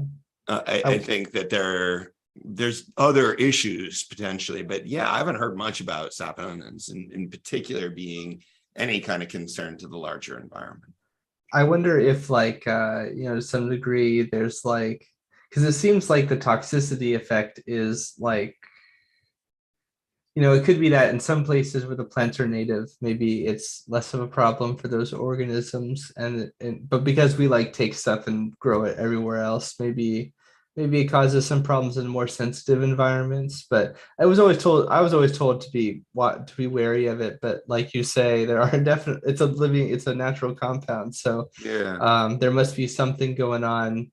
Yeah, I mean, I just want to, I guess, Maybe agree with artificially you guys for putting one, too but much two is in I'm the thinking like a situation like this is very specific, right? But a situation where a grower is like a home grower is like, yeah, I'm trying to do the best I can to grow some organic medicine, and they're using organic yucca, and then they're maybe getting a little bit of runoff that they're catching underneath their pots, and they're saying, I don't want to waste this water. I want to go water this lily that I have growing next to my pond, and it fucking wipes out their koi or something. I just want to make sure that it's not Yeah, going to I'm be curious if danger. what the mechanism is that it's so damaging to fish. If it's just because of the reduction in surface temperature or surface tension, if that affects fish in some way that's really I significant think to it's them, actually toxic. or I if think it's something, if it's other sort of chemical based pathway. at least with like insects and arthropods and like mollusks, I think also can be pretty negatively affected. So like I think it's something. Then I it's could got to probably be look it a up right question now. of dosage. Well, it sounds like a very low Right. dose, like part per billion is what he was saying, which is kind of the crazy thing. So I think that, like Matthew's saying, it's probably more a toxin thing than a surfactant thing, because to make the water wet enough that the whole entire pond or whatever would Right. basically drown the fish by making the water so wet that they can't breathe it through their gills would Looks be more like difficult than poisoning them with like a little drop of really, really potent poison. But really if it was so cursory. toxic, why doesn't every time a yucca falls into a swamp, like all the fish die? Because like that happens and like all the fish don't die. Well, they Right. do. I just Googled it quick. They go fishing with the stuff. So They do, pulverize yeah, it. but I think it's Yeah. a dosage thing. It's Like you got need to have a yeah. pretty strong you gotta concentration of it being concentrate it, released in order. pulverize it. Yeah. You got to get it more concentrated, pulverize it and whatnot. Yeah, you beat up the roots and then dump them in the water. Yeah. A cursory Google search shows that I guess at least tea saponin extracts were evaluated for toxicity for a couple of organisms, so a couple of insects here, and I think it interferes with their ability to detoxify other poisons. Actually, so maybe it's like, yeah, I guess like it stresses their at least these two organisms here, these Ectropus obliqua, apparently. Good clarification there. I want to give Spartan a chance because he's got the Michigan Bros Grow Show to get on over to in about 13 minutes. A chance to give his final thoughts and shout outs. I want to pull up on my phone because today I was in, man, I should have wrote down what the name of the grocery store was, but I was at a grocery store. I'm in Illinois today, and there's a grocery store had an event. So I was like, hey, let's swing in here. So it's just, a random event. Well, I guess they have it every month. So that's super cool to know. But there's just all these different cannabis vendors. There was seed vendors. There was a lot of clones. I was surprised and pleasantly surprised to see a lot of clones were available. I was like, that's super cool. And then there's all kinds of art, goes on and on and on. But anyways, I was recognized by his Instagram is Sandwich B. Met him up there, and he had a like a club. I can't remember. It wasn't a compassion club, but it's anyways, it's a group that they formed, and they had their own booth. So I hung out there, and he kind of broke my cherry the first time I smoked out of a chillum. So I was smoking out of a chillum with him, and it was awesome because he had some of Rascal Farmer's hash, and Rascal Farmer is fucking badass. So it was super cool to have that Michigan connection here in Illinois. Yep. And I see him whenever I'm out in Chicago. do you? Yeah. He's such a cool dude, man. Yeah, he always has hash with him. Always, man. He's a It's chillum like guy. If he's a little- chillum guy, he's a big hash guy. little fucking Tootsie Rolls, fucking man. So Probably So- says Balm Shiva before he lights it up. Yep. Love Rascal Farmer, man. He's so cool. And so that was super cool. Just a random kind of a thing. And so I want to shout them out. Oh, and I met his buddy Prairie Grass Selections. He's a breeder. He's an outdoor breeder here in Illinois, which I was like, all right, dude, I got you. When you said you breed them outdoor here in Illinois, I'm interested. I'm an outdoor breeder. I want some seeds. So I picked up his lime vine. And so I'll be checking that one out. He hooked me up with actually a fucking awesome amount of them. So thank you very much. And I'll be hunting them. He said there's 3 different phenos, 3 distinct phenos. So I'll be hunting. I want the lime one. He said there's one that's a straight limes, and that's the one I'm hunting right now. I've got Limelight Brandon's hanging in my dry room right now. I can't wait to get that. It was the F1s, so I can't wait to get that trimmed up. Probably it's probably gonna take about another week to dry, but I can't wait for it. Hunting limes. So, I'm getting the fuck out of here. Yeah, I'm all excited. So, sorry. GG4's got me high today. Thanks to you guys on the panel, man. This was fucking awesome hanging with you guys. Thanks to chat. I actually kind of zoned out half the time and couldn't keep up with you guys. I was rolling a little bit faster than normal today. So shout out to chat showing up big today. Awesome to see everybody. Hook us up with a thumbs up, and we'll see y'all next week, man. I'm gonna head over to the Michigan Bros Grow Show, and I'll see y'all in 10 minutes now. Peace out, Martin. 10 minutes it is. Hey, guys. Never apologize, Spartan. It was awesome to hear your passion, and always great to have you. Grower love Spartan. Later. Keep growing, everybody. Keep growing indeed. Anybody else on the lime hunt at all? I know Brandon's got some lime stuff going pretty often. I'm a lime Always. fan. Yep. I've got Limarilla times F5 lime, which is bred by Mean Gene. I gave him a clone of my Limarilla at Emerald Cup. He gave me some seeds like a year later. I'm going to take that one of the males back onto my Limarilla. And then I also have my Blueberry Train Mac. I'm going to take that onto Limarilla. And then I'm also going to take my Starfighter onto the Limarilla. Sounds fire. Tao, have you yielded anything in the chocolate hunt so far? How's that going? No, I haven't yielded anything, but I got all the runners ready. I still have 4 females and I got 1 male now I'm gonna use. And but one female in particular seems like she's gonna be the one I'm gonna try to start with. But yeah, no, nothing happening yet. I didn't bring out the Barry White. Got to break out the Berry White. I gotta Noah, break out the Barry White, yeah. any new flavors in the garden that are coming down or have come down recently? I have a new one, Moon Boots. That's probably like week 3, week 4 that I'm pretty excited about, but nothing too much. Man, I've been so busy. I haven't even been posting on Instagram that much. I've been so busy. I have a hole in my roof. Not a hole, but it's leaking. So my brother-in-law, luckily he's a really good construction guy. We got to take replace a couple rafters, take it all the way down. A whole nightmare that I'm dealing with right now, and just my granddaughter, and I have another granddaughter on the way, and I've been so busy. I'm just barely able to wrangle what I got. I got a bunch of stuff I got to go through. I just haven't had a chance yet. So I'm glad that you're still able to keep everything running. And if there's a leak, it sounds like there is a hole somewhere in the roof. So I'm glad you got somebody good on it, because that's you can turn into something worse if you don't take care of it soon. Yeah.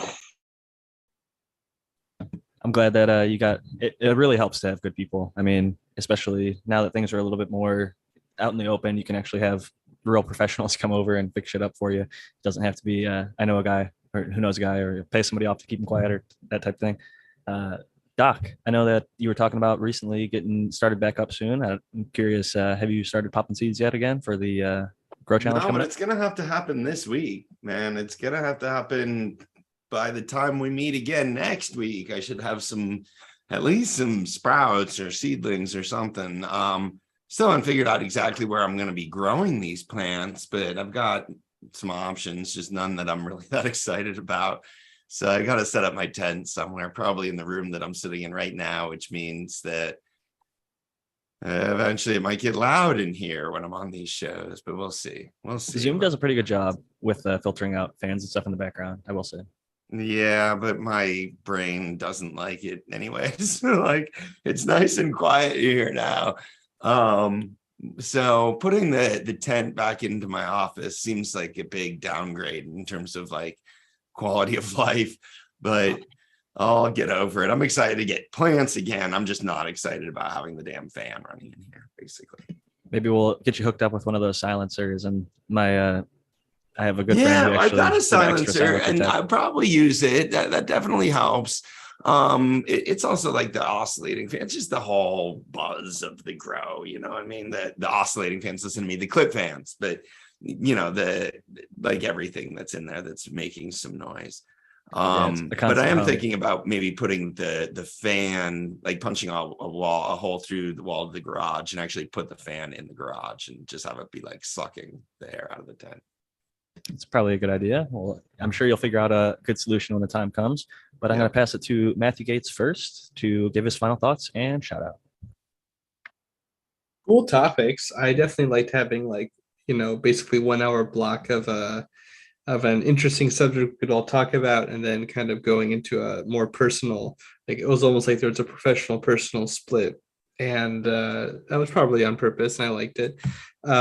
If you are interested in learning more about pests and things like that, you can reach out to me at zenthanol.com for professional inquiries, but also you can check out a ton of my educational information on my YouTube channel, Zenthanol, the same one that I comment in the chat with. And you can also find, much like Brandon, a lot of the stuff that I talk about on Instagram at SyncAngel, also on Twitter at SyncAngel. I'm up to like 600 followers now. Because I just fill that with a bunch of PhDs and researchers and things like that, and always got cool stuff to look at. So yeah, definitely make it part of your habit to learn more about pests and that kind of a thing. Thank you so much for joining us. Always a pleasure to have you. And next up, Dr. MJ. Hey guys, I had a lot of fun. I'm trying to make up maybe for missing out on last week, but this is a lot of fun episode. I enjoyed all the topics that we got into. I enjoyed hearing all of your stories about what it was like the first few times you got high and the stupid ass stuff that everybody did that like seriously made me want to be like, I did that too. No, the same experience. And I know like everybody in the chat was sort of thinking that too. It was fun to read. A lot of what the chatters were talking about, sort of like how cannabis has affected them. So I thought this was a cool sort of little love letter to cannabis episode in that second half of the show, at least. And we got into some pretty cool thoughts in some science stuff in the first half. So I agree with Matthew Zenthanol, and that was on that way as well. So anyways, like I was just talking about, we're starting the Plant Train and Grow Challenge at Cocoa for Cannabis. Flip day for that is the sort of key coordinating date, and that's October 1st. So you still have time to get your plants up and growing and get them in position to flip them on October 1st with us. We're doing our first giveaway on September 1st, just like a little over a week. And if you get your journal started by the September 1st giveaway, you'll be eligible for that. That's a Mars Hydro FCE 3000 with a smart grow system. So a cool little light with a app-based controller that we're giving away. That's free. We're doing a plant training, the Grower Love giveaway is going on as well at Cocoa for Cannabis on the deals and discounts page. Come check out the chat room and hang out with people. I did the Sundazed and Confused show this morning with Smart Poker and Crispy Wannabe and Weed Nerd DWC and Puffy D. That was a fun show. If you haven't seen the Sundazed and Confused, be sure to check that out on sort of your YouTube watch show. It's on the Smart Poker YouTube channel. Smart Poker is a great grow me that's been around for quite a long time, and I'm sure we could all learn quite a few things from watching Smart and Crispy grow as well. So I'll shut up now and pass it on, but thanks for the show. Cheers, Doc, and cheers to Smart Poker. Definitely subscribe to Smart Poker on YouTube. Great channel over there. Awesome people. Pleasure to have them in the chat right now, both Crispy and Smart. And I want to say this is sort of like the mullet episode. It was business up front and party in the back. First hour we talked grow. Second hour we talked, having fun, partying, life. But with that said, Brandon Rust. What's going on? Yep. Well, good show. I liked it too. I like the way that it was laid out and everything. If anybody's interested in Bokashi Earthworks and what I do, you can check out www.bokashiearthworks.com. I have microbes, humate fertilizers, amendments. I'll have soil listed on there soon, and I'm also coming out with new products with the green waste recycling with my new business partners. And so I'm always on the move, always doing something, working on some licensing down in Colombia. And then also, if you're in New York, you can catch me at the Organic Cup. I'm going to be judging and speaking there. Also in Michigan. So yeah, I'll see you guys next week. Thank you so much, Brandon. Pleasure having you. Next up, Noah the Grower. Yeah, I had a blast too today. It was really cool hearing everybody, just like everybody said, that was a really cool thing, really nostalgic for me. Weed's been such a huge part of my life, and to hear how other people it's affected them was really cool for me. Anyways, I'm Noah the Grow on Instagram with 2 E's. Like I said earlier, I've been kind of slacking on posting, but I promise I'm getting ready to do it. I got a lot of cool stuff going on, and my plants are all freaking looking healthy and stuff. So I'm really digging that, and had a great time. And I'll see everybody next week. It's a pleasure having you, Noah, as always. And I guess I will pass it next to the American one. Last and certainly not least. Jack, always great hosting, and good to see everyone on the panel and everyone in chat. Yeah, I just want to say one more thing about we're getting the giggles when you're the first time you're getting high, but you know what? I still get the like wah wah wah wah to this day, like a really good weed, either just like that extra hit or whatever. It's just like wah wah wah wah. And that's when you know it's good. So I wanted to send that out there, and peace out to everyone in chat. Thanks for hanging out with us tonight on the American One on the YouTube, and the American One _ with _ Keens on the IG. And yeah, there's Amy Aces at amyaces.com. And yeah, that's about it. Peace out. And thank you so much, the American One, for joining. All of the info that people just dropped is going to be in the YouTube description about an hour after the show, as well as the podcast listeners. You could check the podcast description. I write out all the people's social media, website information, and all that good stuff as well. So make sure to check that out. You can find me on Instagram or in the description, as you see right here, at Jack Greenstock, or Jack _ Greenstock is my backup. And I'm Jack _ Greenstock on Twitter. If you want to email me, jackgreenstock47@gmail.com. And if you want to go on a cannabis-friendly social media website or app, check out Cannabuzz. And I'm Jack Greenstock on Cannabuzz. It's been a pleasure speaking with everybody. This was a fun one this week. I look forward to seeing you all next week. And if you want a copy of my book, 50 Strains of Green, you can go to 50strains.com. Thank you all so much for coming. And Jack Greenstock signing out. Grower love, everyone.